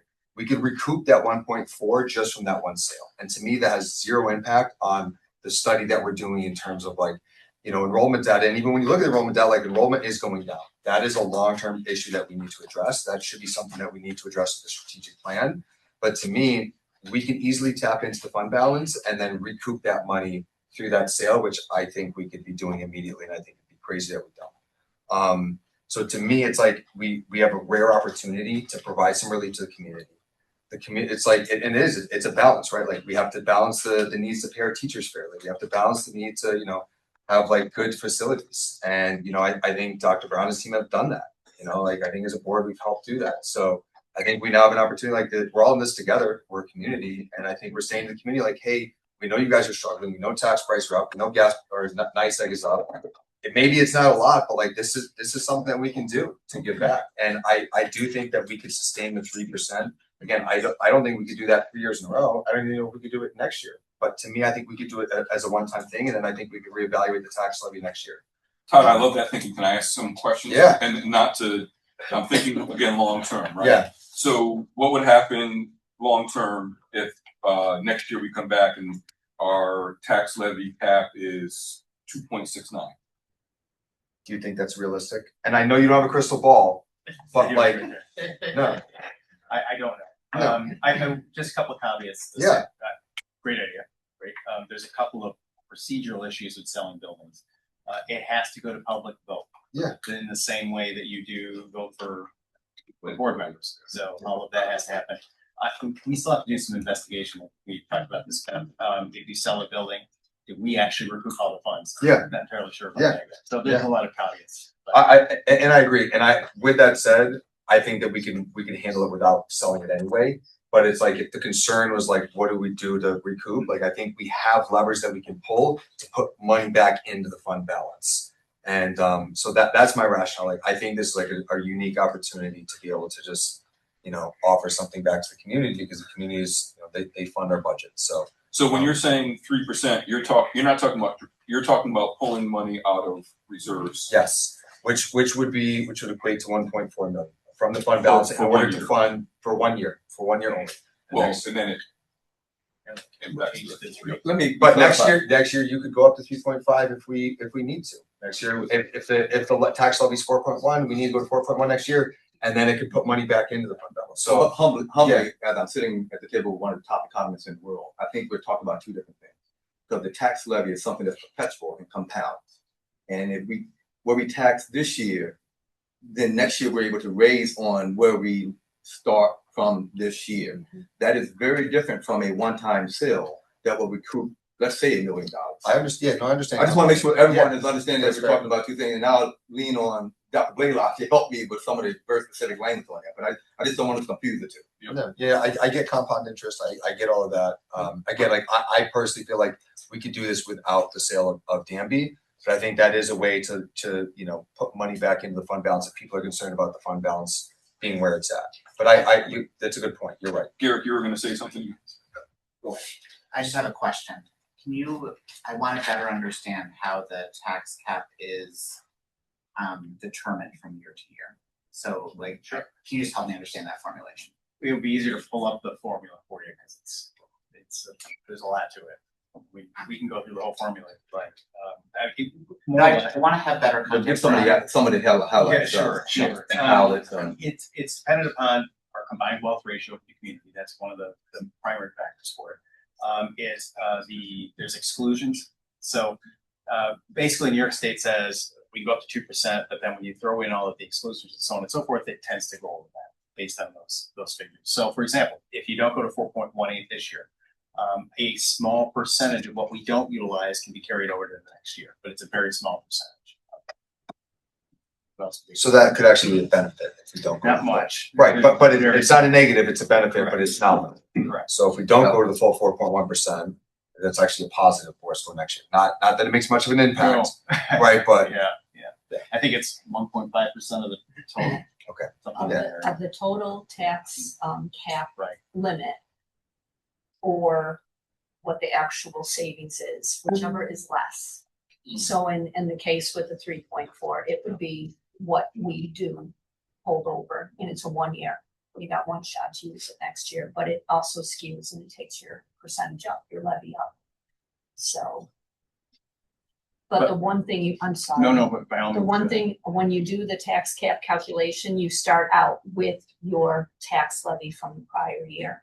That's why they're saying that if you take that down, you're not starting at your levy limit, so it compounds. And so your limit is lesser next year than it would be if you went out.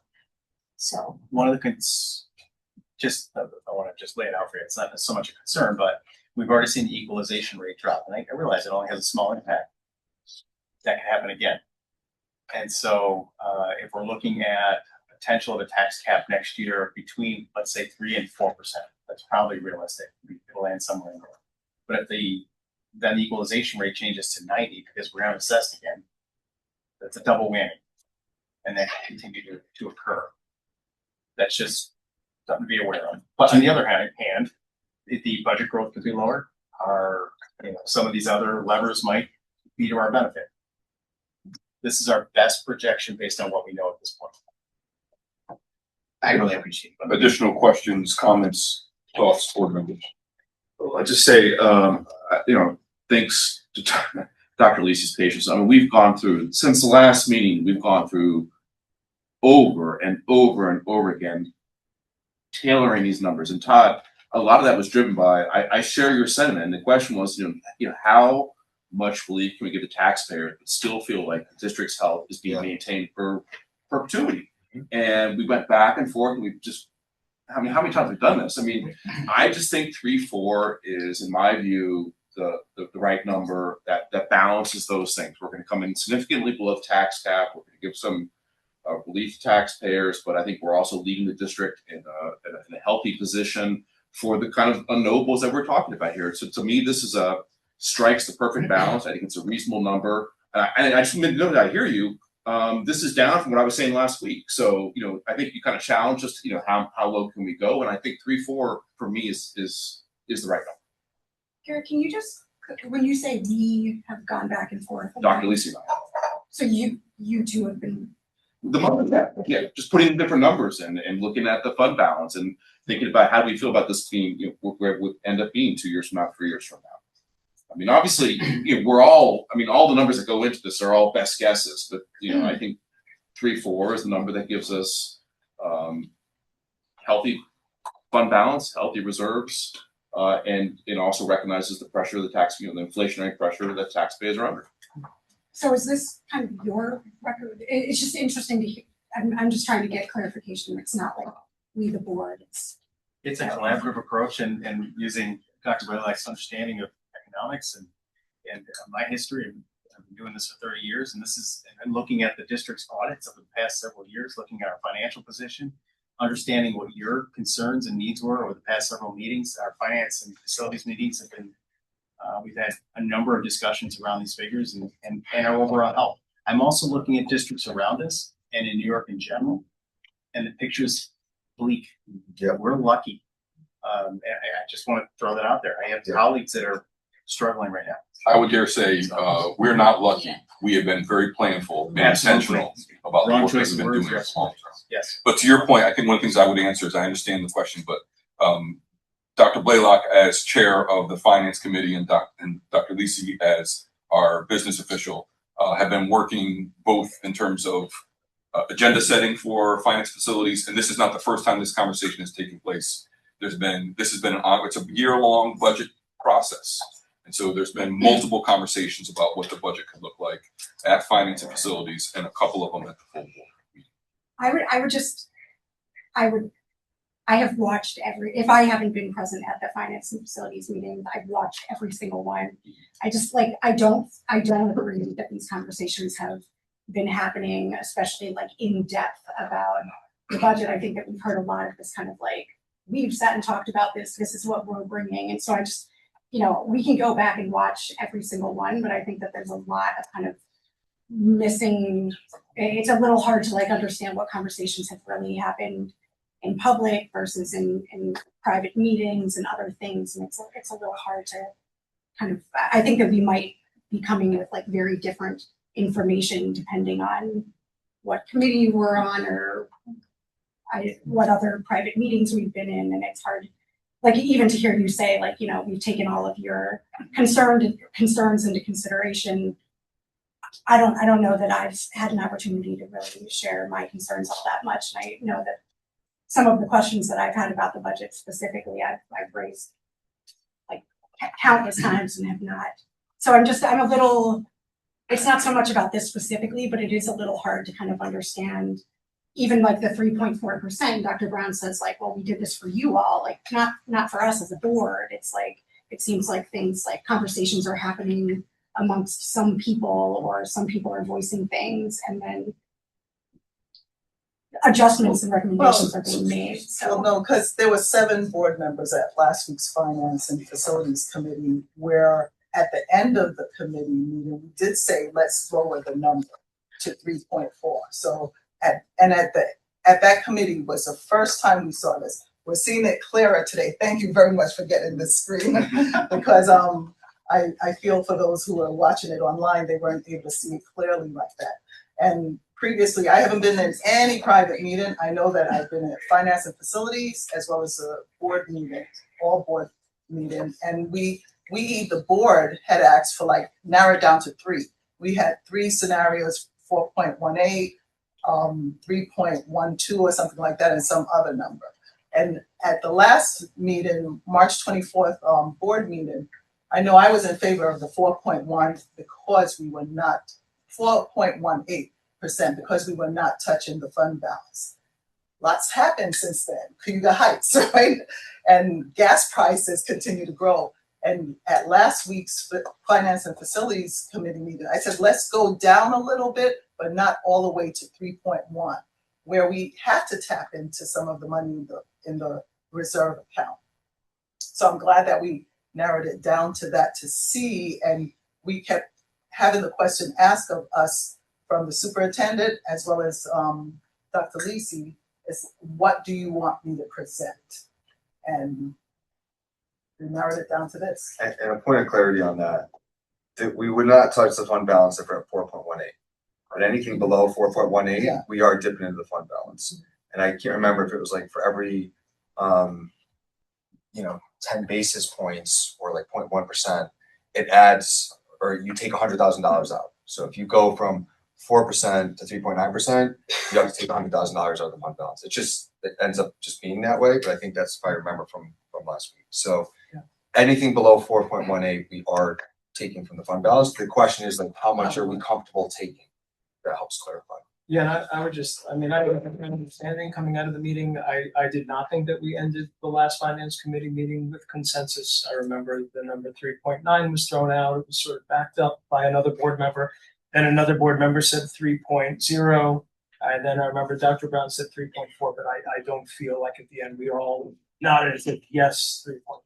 And people could go and watch that. And that's the purpose of this tonight, for us to walk away with whatever that number may be, to come to consensus, or at least have a vote of a majority of folks that would feel comfortable with a number that folks would feel comfortable doing with all the things that we're having a conversation. Yeah, just a little history on the speaking from the finance committee. We started out challenging Dr. Lisi to do high, medium, and low projections. I asked for that, and he came back at me and started working on this tool. And we were able to do better than that. We went from high, medium, low to infinite projections, because now anybody can put any number in there. So we're not looking at 3 scenarios; we're looking at infinite scenarios. And then we talked about various numbers. I think Adam summarized it right. I heard numbers from 3.1 to 3.9 last week. We went back and forth. Todd, I think to his credit, really challenged us to see if we could do more for taxpayers. And so we were looking at 3.9, and we took Todd's challenge, went back to the numbers, and went through this again and tried to see if we could get a little bit lower. And then on top of that, the question was, well, what does this mean for the average taxpayer? So the question that was asked last week at the meeting was, well, what does this mean for the median homeowner? And we now have the answer to that. It means $40, right? And so I just feel like the finance committee is responding to the board. We were asked to do something last week, and we did it, and now we're presenting the results. And based on the work that I was asked to do last week, and now I guess what I'm saying, just me personally, just one board member, I'm comfortable going to 3.4, but that's kind of the limit of where I feel comfortable at. That's just me. Do you guys feel like I think 3.4 is Todd was challenging us to see if we could go a little lower on that, and I think the answer is yes, we can do that, and I think 3.4 is what I'm comfortable with. Do you guys feel like there's more information that you're looking for right now to help you kind of make the decision? Is there anything else that you guys need, or? I personally, I think that it's a tough conversation when you're looking at the percentiles, because it's not to the point that you just made. Like, we're not talking about dollar amounts, and to be thinking about it more from the perspective of what's happening to the fund balance, and what that actually means, and what the concerns are, and can you really reap the benefits of a one-time sale, and can you not, and all of these things, and what that actually means for not just this year, but 1 or 2 or 3 years down the line. Dr. Brown, in the finance meeting last Thursday, you said the only levers that we're talking about right now are fund balances, but we have other levers, and the first thing that you listed was staffing. So to me, I suddenly was like, when do we need to be thinking about, the levers needing to change to something else, and would we need to turn to something like cuts to staffing if we cut more from the fund balance now, how all of those things interact, and so that it's not just let's talk about should it be 3.4 or 3.2 or 3.0, which feels a little bit not a very meaningful number, but to really understand from you all about what you feel completely 100%, or not 100, you can't say, but like you really feel like confident being able to do. To Karen's point that she just raised, like, you know, you just said, you know, you had been thinking about 4.18% before, and then you listed like chess and gas prices going up, and it made you kind of rethink. And I'm like, and I stated that last weekend. Yeah. No, I'm just saying, I think that's a good example of if we suddenly have like another disaster, like what happened at chess, or gas prices go up even more, or like whatever, are we suddenly gonna say, oh my gosh, we should have made the rate even lower, we should have made it higher? Like if something like that, like what happened at chess, would make anyone, and I'm not using you as an example anymore, but would make us suddenly think, oh my gosh, if we still had the opportunity to change the rate, would we change it now? Like what happens if another school, if we're just like one disaster away from feeling like we needed to change numbers? But that's it what makes we me have the fund balance for. And right, but that's like once we decide on it and once it goes to vote and we bring it to the community, a budget is fluid. We have certain projections line by line, but yet knowing there might be some expenses here that increase and some revenue comes in. But then we're like, we have less of the fund balance to be able to dip into for those things if we chose to say do 3% and go into the fund balance more now, which is why I'm just curious about like where that line is, where it becomes like, are we shooting ourselves in the foot 2 or 3 years out? And I'm having a hard time like understanding If that. I may. At the tax levy rate. So, because I actually remember asking this question, something similar, when Amanda was here several years ago. And what happened at chess is pretty rare. And in these conversations, well, I mean, yeah, okay, global warming, climate change, like, no, it's unfortunately not that rare anymore, right? But having these conversations in the past, one, what we're doing is getting the state aid back for that, but also the reason that we have capital improvement projects is to have money available to make the improvements needed when the time comes, so we don't have to react in an emergency crisis. And I'm going to be really, really honest here. It's a little weird to me that this late in the game we're talking about selling Danby, because that's something like that to me is not a factor in what we're talking about now.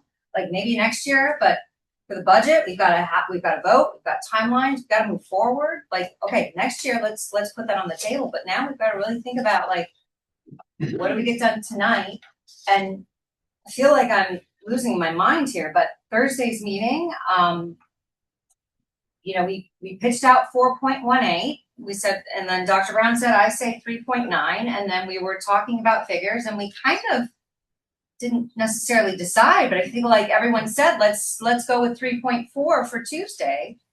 And so I'm a little confused about why we're all confused about what we're talking about here. I understand wanting to go back and forth and having a discussion. I'm totally supportive of that. But process-wise, I think I want to add, what are we trying to account, right? We have to adopt a budget this evening that we're going to send out to taxpayers. It seems like we're having multiple conversations and we're not all on the same page. Part of that, I will admit, I'm also a little confused given the number of meetings that have taken place, the invitations to have conversations. But again, we all process information in different ways, and I have to realize that this is my 17th year of going through a budget, so I get that as well. But what is our goal, to adopt a budget this evening, or is our goal to call a special meeting tomorrow? Like, no, I understood. March 24th meeting, we stated that we're going to vote on the budget on today, 4/14. And you even posed to us, is there a possibility that we could vote on it at the Finance and Facilities Committee? And no, because not all board members were present. So therefore we have today, because we have to notify the state what it is and start to get the records out. So in email, inviting people to ask questions. Right, ask questions and go through every process. So I'm trying to figure out what is the best path forward. I would love to hear from you, Dr. Brown, about the question that I asked about like your comfort with dipping into the fund balances at these different rates. Like correct me if I'm wrong, like you said today 4.18 was what your recommendation was, and then you brought 3.4 because that's what some people on the board had asked for. do you continue to feel like 4.18 is the most, and I'm not saying you said this, but like, is that because you thought that was the most responsible thing to do as it relates to the fund balance, or like, what is your recommendation? Can I interject? And not to like take over the question, but like I personally feel like, and it might be helpful for other people. I think when we're talking, it might help to talk in terms of dollars, because saying like, can we have Dr. Brown answer the question first, and then I was gonna try to help him answer the question in a way that might actually help people understand. But Brian, I was trying to help, so I appreciate that as well. What we're talking about right now, y'all, is long-range fiscal planning. And every individual board, and this is my 17th, I believe, it's just a plan. Many of the things that you were ruminating about keep me up at night too, and they're hypothetical. Who would have thought we would have had a pandemic 5 years ago, which blew up our budget and plan. And we had to adjust various levers, including our fund balances and reserves, including our staffing, including our planned unspending of the budget. And that's what you tasked us to do.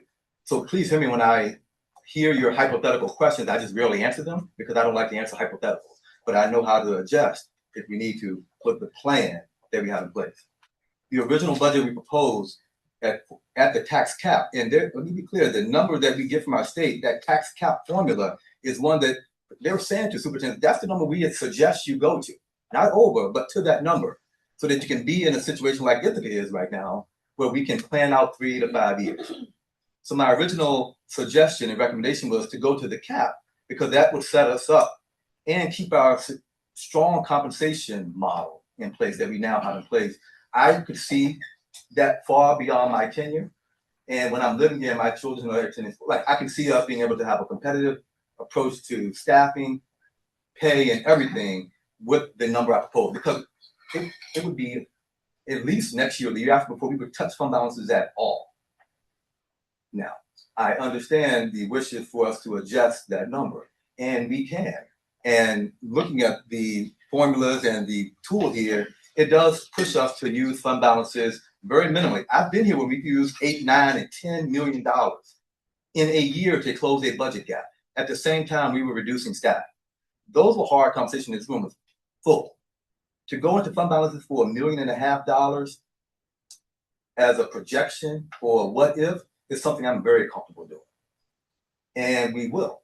And if we need to go further, we will do that too. And that will push me maybe to adjust some of those other levers. When we underspend our budget because it's illegal to overspend it, we do that by managing open positions. We do that by managing what we spend on supplies. You've tasked a seasoned superintendent and team to manage that, so we're underspending. At times we need to underspend a lot. You've heard me say hiring chills here.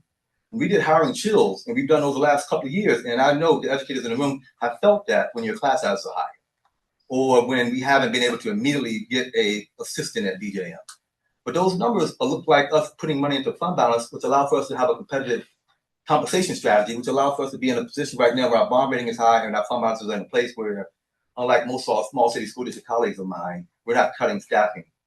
We're actually talking about, for me, it's fascinating to be at this table with this kind of discussion about 3.4 versus 3.9. So I'm comfortable with everything because we've been doing this a while. We know how to manage a budget. And we're going to enhance what we do programmatically, not take away from it. That's a good place to be. As my mom, I was raised at a place and a time when you're presented with something like this and you don't know exactly what to say, you just say thank you. Because that's where I feel like we are. We're in a good spot. And I'm going to be comfortable with the other number. And yeah, we talked about this a lot on Thursday. And you tasked me to come back and here with a 3.4. And I've had no private, every conversation I've had about this budget, I'm looking at it, every one of y'all has been with the cameras rolling. And I've said the same thing each time. My apologies. I stopped Todd. So Todd, you. I could have helped you articulate that so much better. No, you did great. No, I think let's record show. Yeah, no, I will lose. I know that. No, but I think it's helpful for everyone in the room, for everyone at this table. We're talking about dollars instead of percentages, because percentages are abstract and it doesn't really mean anything. Like, it really doesn't. But if we're talking about, can we afford to tap take $1.4 million out of the fund balance, like that to me is like a better conversation to have, and I think it is more helpful. So that was all I was going to say, because you were asking in terms of percentages, so I was gonna say maybe it's helpful to respond in terms of dollars. So And I that- think that what we was- heard from Dr. Brown is, yes, it may not be his preference, but can we afford to do that, and will we make the necessary changes? The answer is yes. Did I capture that sentence? Yeah, yeah. I do wanna just add one thing, Aaron, to your point about Danby. Again, Danby does not change my opinion on whether I think we could take 1.4 million out of fund balance. That to me is a caveat of like, hey, we have this lever we should dispose of that asset. And I'm happy to do that this year, next year, whenever it is, as soon as possible. I think we should. Knowing it's gonna be a year process for that Yeah, to happen, but exactly. you're putting on the table as something Yeah, you're thinking right. about. Like, so if people are on the fence, like there are some things that we could do to then put money back into the fund balance. And to your point, compound interest and all that other stuff, it's not a one-to-one, but I think there are ways if people are on the fence. That was kind of why I was throwing that out there. So I think that was it. So. Jacob. Just Dr. Brown, you mentioned like that you feel like with the budget, you're also like we're enhancing things appropriately. Can you speak to what you mean by that? Because for the first time in a long time, I'm not talking about taking things away. Mm-hmm. At this table, we talked about reducing administrative costs significantly, and we're now well below where our benchmark districts are. This will be the first time we're not removing assistant principals from a school where we worked 10 years to get one. Or we're not removing a deputy superintendent, which nobody mentioned the step. We don't have anymore. So for me, this is the first time we're not reducing our administrative costs more than we have been in the past. And there are other places where we're not reducing what we've done in the past at this table at this time. That's why I feel like we're better. Okay, so it's sort of like maintaining. I mean, yeah. I would say it No, we differently. don't. Yeah, I think again, it's important for us, and one, I want to go on record. I think I was the first person to say 3.4 a couple weeks ago, but that's all right. We'll get there anyway. The idea being, again, if we take a look around what's happening around the state, all we hear is district after district who finds himself in significant financial constraints about not just hiring freezes, but trying to close $8, $9, $10 million gaps, especially at small city school districts. The fact that that's not a conversation we're having, I will say to you, it also feels strange to me, right? Because normally we're having a conversation about how do we close this delta, right, between what we have promised folks and what we can come in and not overburden and not go to a 7% increase in the tax levy. This is a phenomenal conversation to have because it's informative, and we're uniquely positioned this year, and maybe that lends more credence to your argument, but we are uniquely positioned this year than I think we have in years prior, which have all been, what program are we going to cut? Yeah. How many staff are we going to have to not hire? What's class size going to be? Is it going to go from 18 to 24? That's not the dialogue we're having at this point in time. I'm not saying it's perfect. No budget can be perfect, but that's a good place to be in. And I see you want to respond. Yeah, and with a few more seconds to think about it, Jacob, the enhancement will be, we have competitive salaries in a way for next year that has been unlike anything in my time. So to reward the people who are here in the ways in which we're going to do it, from my perspective, is a bit of an enhancement. And the working conditions that also come at a cost at times, those are enhancements. I wouldn't want to add one thing. I think this might answer one of your questions, Emily, or one of your comments. When you're talking about like replenishing the fund balance, like if you look on this model, the projected underspending, like in the top right-hand corner, and I think down it's historically 2%. So basically what it is we don't spend 2% of our budget, and it's through like maybe not hiring people and like whatever other things that we need to do in order to get that. So about 2% then goes into the fund balance for the following year. So ideally we are replenishing the fund balance every year. So if we ever got to a difficult position, we're like, hey, the fund balance is starting to get lower. We might need to tighten up this year on the projected underspending to then put more money in. Like there is a way to potentially do that. So doesn't the FAQs right now say that this year we have like an excess, but the next 2 years is showing that we're going to be having greater expenses than we are revenue next year, and then it's going to get even bigger the year after that. So that's why the trajectory still goes down. Right. So Emily, can I ask yeah. Are you asking some of these questions because you think, are you of the mindset that we should be considering 4.18? I am of the mindset that I wanted to hear from Dr. Brown about what his recommendation was, as opposed to people throwing out numbers, because I feel like the percentiles are kind of arbitrary. So that was really my goal was to be able to. And then some of us said, I don't care what you said, Dr. Brown, we want to go a different direction. I also, yeah, I mean, I guess like for the 3.4 or whatever, anything lower than 4.18, I hear people saying like, I think we can do that. I think I think that the reason that folks are suggesting that is to give relief to taxpayers. Yes. I think that that's what I'm hearing. If that's like, I just want to be like really clear on like why the things that are being recommended are being recommended. And I think that I just keep hearing so many things being thrown around without that context. So what I'm hearing is the thing that would be most comfortable to Dr. Brown would be, from a budget perspective, would be 4.18, but he feels comfortable going down to 3.4 because of a shared interest, an assumed shared interest from the board to lower the tax burden on taxpayers as much as we can this year, while still feeling confident in the budget. And I am completely joking when I say I don't care what Dr. Brown says, right? Some of this conversation we've been having in these meetings as well. But to your point, the idea being, if we can maintain the programming, the staffing, the budget, bond, the reserves, how we make that happen is the question part that we've been having. And when I heard Dr. Brown say, listen, honestly, if you tell me to go to 2, I wouldn't like it, but my job is to make that happen. And we're saying that's not some of us are saying that's not the position that we're at. We're not saying to go to 2 or go to 1. We're saying, some of us are saying, okay, a median between this long-term planning. 4.18, let's be real, would be ideal long-term fiscally, right? And that also has financial implications for local, for everybody, right? Right. So I'm aware that, it's not just taxpayers, it's renters, right? It's a whole host of folks. So that was the idea for me. And I do think, talking about the actual number, like, can we take 1.4 or can we take $100 million out of the fund balance and still be in good financial standing? Seems like we're in a position to do that. And I do appreciate, I will say that Garrick and I did have a conversation about this, but it was about 4 minutes, and that was it. And I said 3.4. I want to add one thing with the chart too. It is continuing to go down, but we're also forecasting 3% in 27-28, and we're forecasting 3% in 28-29. I'm not saying we go to 3% in those years. I would be saying we do it for this year. So that curve that's dipping down, it can be misleading. Because again, like for me, it's like we do it this year, we reevaluate next year. Next year could need to be 4.18, or it could need to be at the tax level.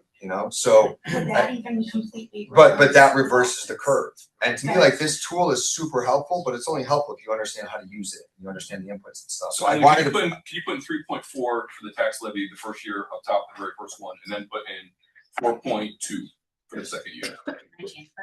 Yeah, you can. Yeah, just type a number in, type 4, and then you can. So you see the difference. So like now instead of being millions of dollars, it's 651,000 that you're tapping. So like that's why I was saying I only want to do this for this year, because we have an opportunity to do it this year, and then next year we can reevaluate. And maybe next year we have more clarity on the strategic plan. We have more information about what's going to happen with all the schools. We have a better understanding what is the value of D&B, what is the value of some of these assets, and then we can really reevaluate next year what we want to do. Maybe we need to be at 4.18 next year. But the tax cap. Right. Or with I'm not concerned with going to 3% this year, which is about 1.4 million to out of the balance. So just for the fund. I want to point out though that we don't know what tax cap will be. No, I know. So I know, and I'm following. That's setting us up for a supermajority. No. I'm not saying we need to go over the tax cap. I'm saying based on what Dom was sharing is that he feels it's going to be between 3 and 4. Again, I'm just explaining this. I'm not the crystal ball. I want everyone to understand that there's other things that you need to take into consideration, because we see this chart going down. Does everyone I want everyone to understand why it's going down and how it could go up.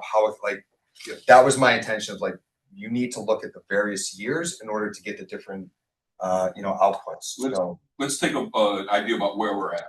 Are we comfortable with trying to put a motion forward? Do we feel like additional conversation is needed? The reality is, yes, we do need to adopt a budget this evening to be within the time frame. I believe the deadline is Thursday, right? Which we have to get everything out to make sure it gets to the papers, it's posted, right? So today is the day that we decided that we are going to adopt a budget. So, which includes adopting the tax levy, is the primary thing that we're talking about. Because that was gonna be my question, is like, could we do the budget and then the tax levy separate? Okay.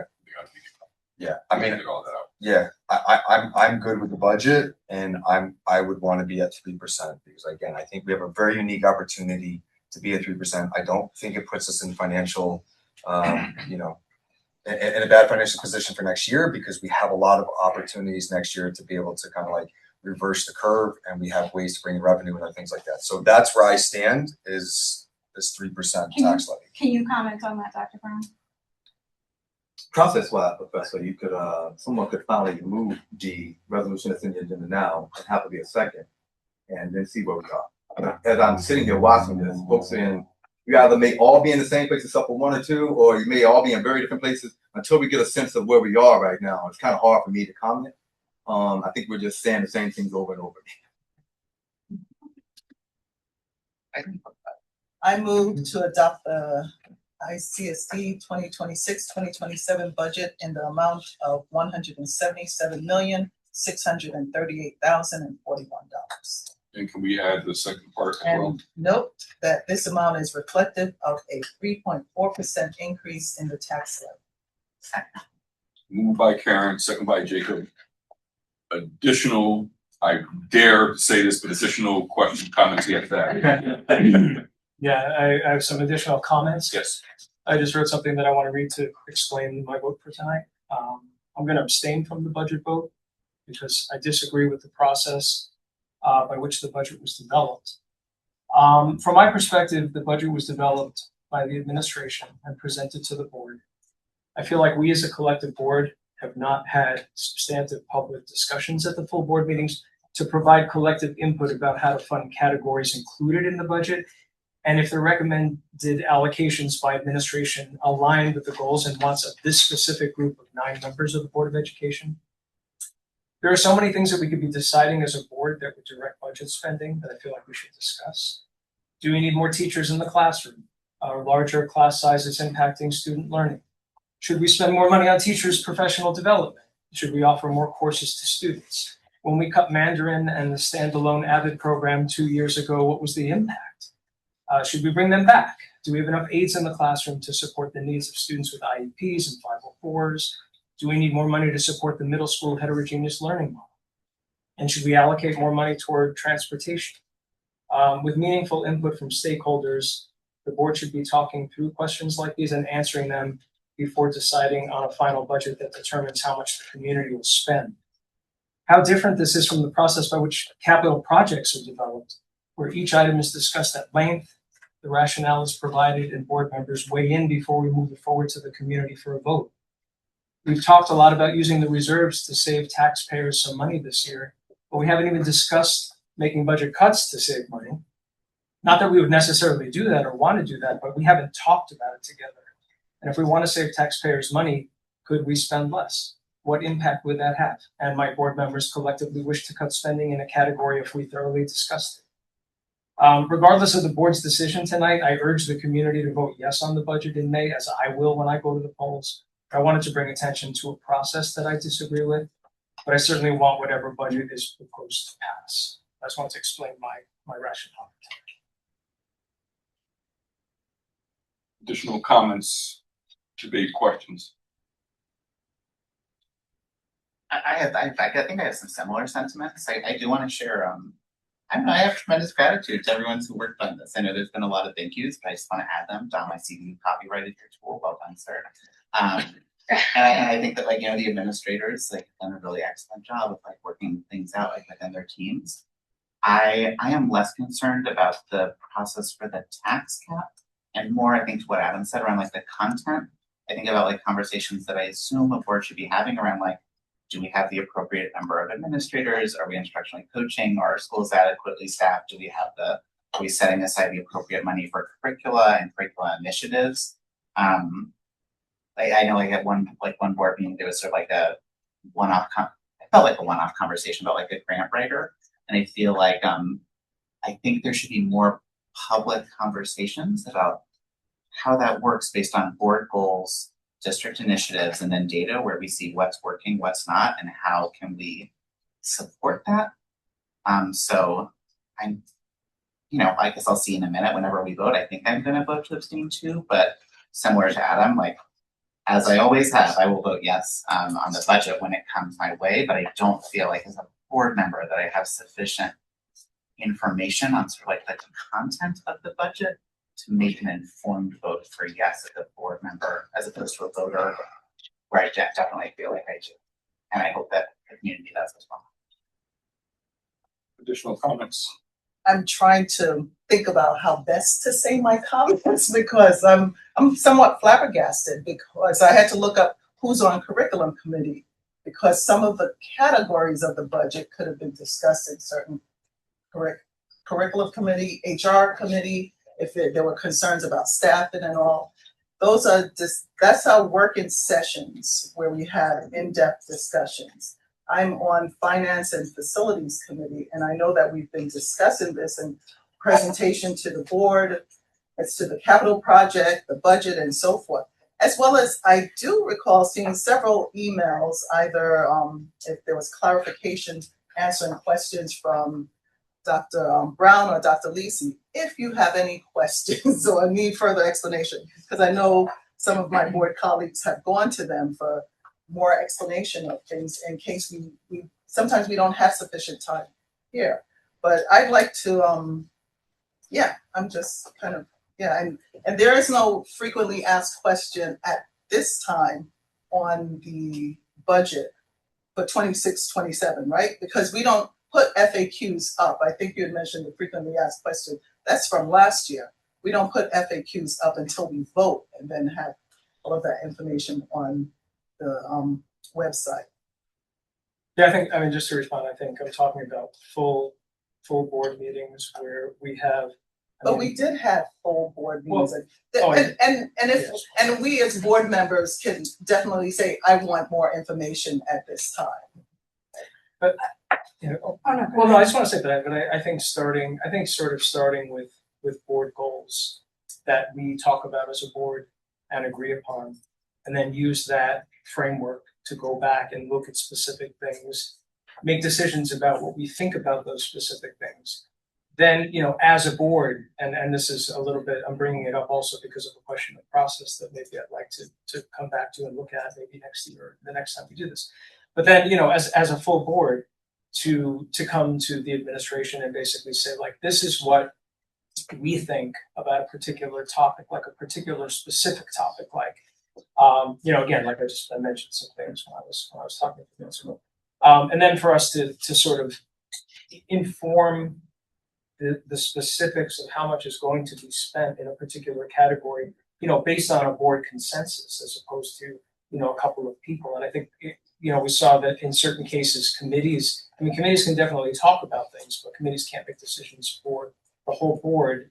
And maybe, the curriculum committee can work with the finance committee in a different way next year to talk about specific items, that are curriculum based and funded by the budget to be brought to the board for the board to weigh in and say, oh yeah, you know what, we do want to bring back a language, or we don't mind that we cut that language. We're doing fine with the 3 languages. I think those are the specific questions that I'd like to see addressed a little bit more, rather than just saying, like, this is the budget for teachers, this is the budget for health insurance, this is the budget for supplies. I think I'm trying to just bring up that point. I just want to, the budget process is a year-long process.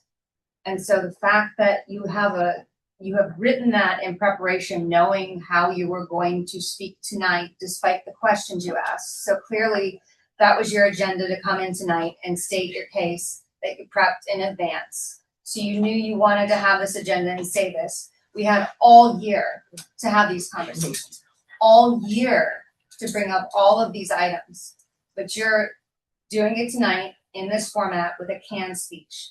So I appreciate your points, and that's awesome. But as all of us board members know, we are welcome to go to any other committee meeting that we care to have these discussions and be involved in the entire process the whole year. So sure, yeah, let's look at it more closely, but You're a board member, you know your responsibilities, you know the questions you should have asked. This is not your first year on the board. You could have asked them throughout the entire process. But you wrote a canned speech tonight, coming to the meeting to present.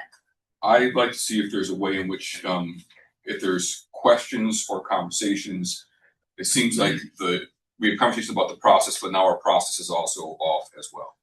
We have a motion on the floor. If there are additional comments or questions or debates about the motion, I would like to see if we can't keep the conversation there with an understanding that additional conversations are clearly needed. I had not planned to say anything. However, I hear you completely, and I often like to get things moving. And I feel like now some people have said things and some people haven't, and I feel like that would be really challenging to just leave it at that point. Thank you. To leave it to understand. I like Aaron, for example, just had an opportunity to like respond and disagree or whatever with it. So I feel like it's a little hard for us to just like cut the conversation off and move on. And where would we like to head? I mean, Should we take a break? do we need to take a break? People, you're asking for additional conversation. I'm asking how best to proceed forward. We have a motion on the table. Is this conversation inappropriate to have? No, it's not inappropriate. I'm not sure if this is going to get us past the vote, right? I mean, we're not going to be able to work out the way Adam feels, right, and what Adam stated. It's not going to be like someone's going to say, well, you're wrong and I'm right. We're not going to be able to solve that and still get to the vote that's on the table. So if there's something that people want to say about the particular vote, then by all means, let's do that. I'm not trying to rush the conversation. I'm trying to say that we have a vote on the table and how best do we proceed. Well, I would just like to say one thing in response to Aaron, and then I don't have any more comments. I just want to say that I felt like it was important for me because I decided, yes, in advance of tonight's meeting that I was going to abstain from the vote. I decided that it would be important for me to present my rationale for abstaining from the vote. And these are some things that I wanted to express. But I also think that if I just didn't raise my hand and abstain, or didn't vote yes, it would be odd without the context. So I don't really have an agenda by doing this. I mean, I understand how it can come across, and I appreciate your feedback that there's not much to do at the last minute, and I totally understand what you're saying. I think that I have done things over the course of the year to try to do certain things that I feel like I wasn't able to accomplish, but I do appreciate the feedback, and I don't disagree with you. And that was what I was thinking in my mind when I wrote this, and I said, "Oh, I know this is what's going to be said. How could he say this at the last minute?" But I know. But I just wanted to justify my perspective, and I didn't think it would be right to do that without saying this. So that was why I offered this, and I don't have any other agenda rather than just to say what I had to say. And the vote can, of course, continue unless anybody else wants to say anything that they want to say. But that was my only intention. Just that, look, you look at the budget.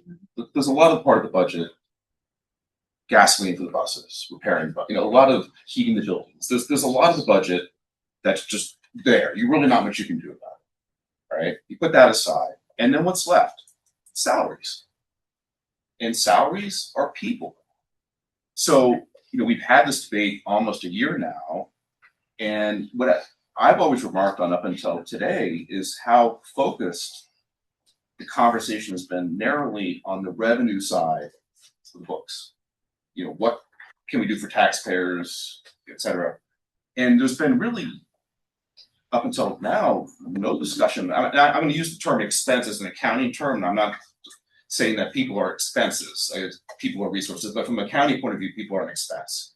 And there's really been almost no discussion on the expense side of the equation until now. And I think part of the reason there's not a lot of discussion about it is because when you're talking about people, you're talking about people's jobs and their livelihoods, and to come and say we should restructure how we educate children in this district. I mean, that's a good question to ask, and maybe a good question to ask in a strategic plan, but it's really beyond the scope of what you can do in a year-to-year budget discussion, because a lot of the kind of questions you're asking would, for example, mean totally restructuring our teaching workforce. And so that's partly why it doesn't, occur. Maybe it should be in the strategic plan. But we are where we are. I'm, I don't know what to say. When you said totally restructure, where's that coming from, the total restructure?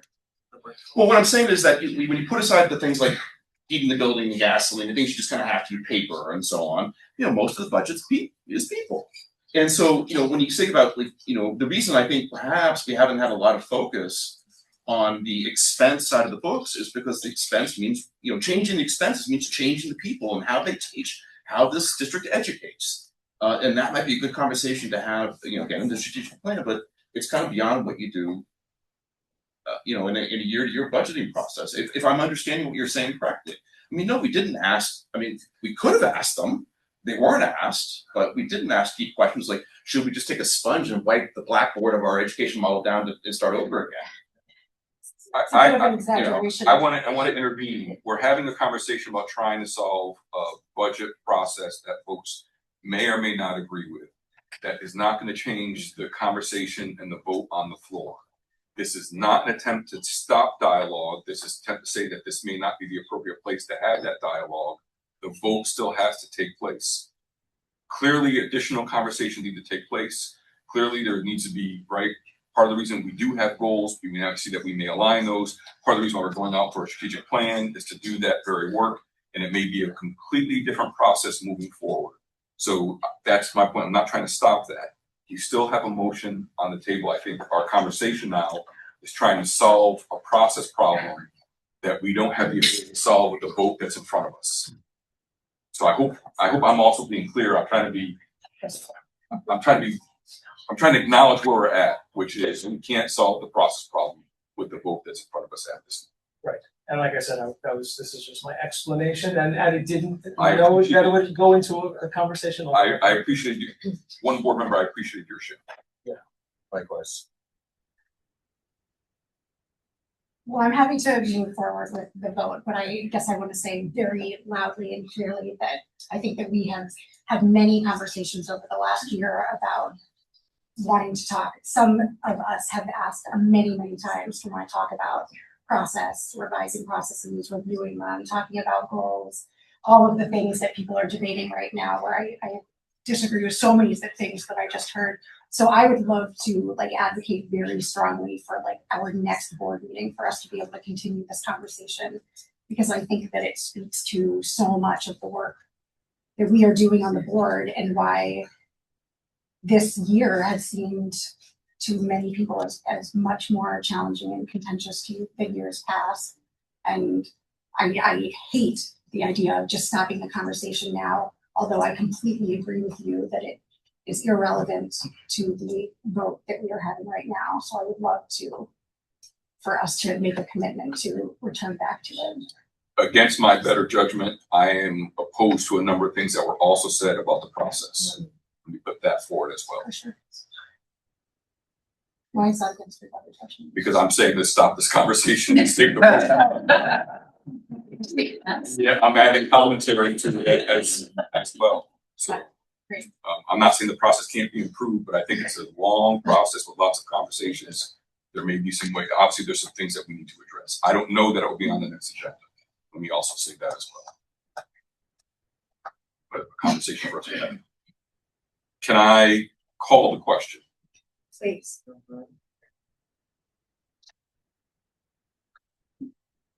All in favor of the motion that was presented? I believe it was moved by Karen.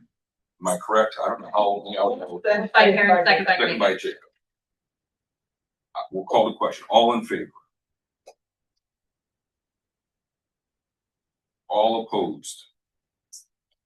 Abstentions? The budget passes. We're not done. We're not done. The last agenda item on our agenda is 10.3, a resolution to adopt the property tax report card. We will entertain motions.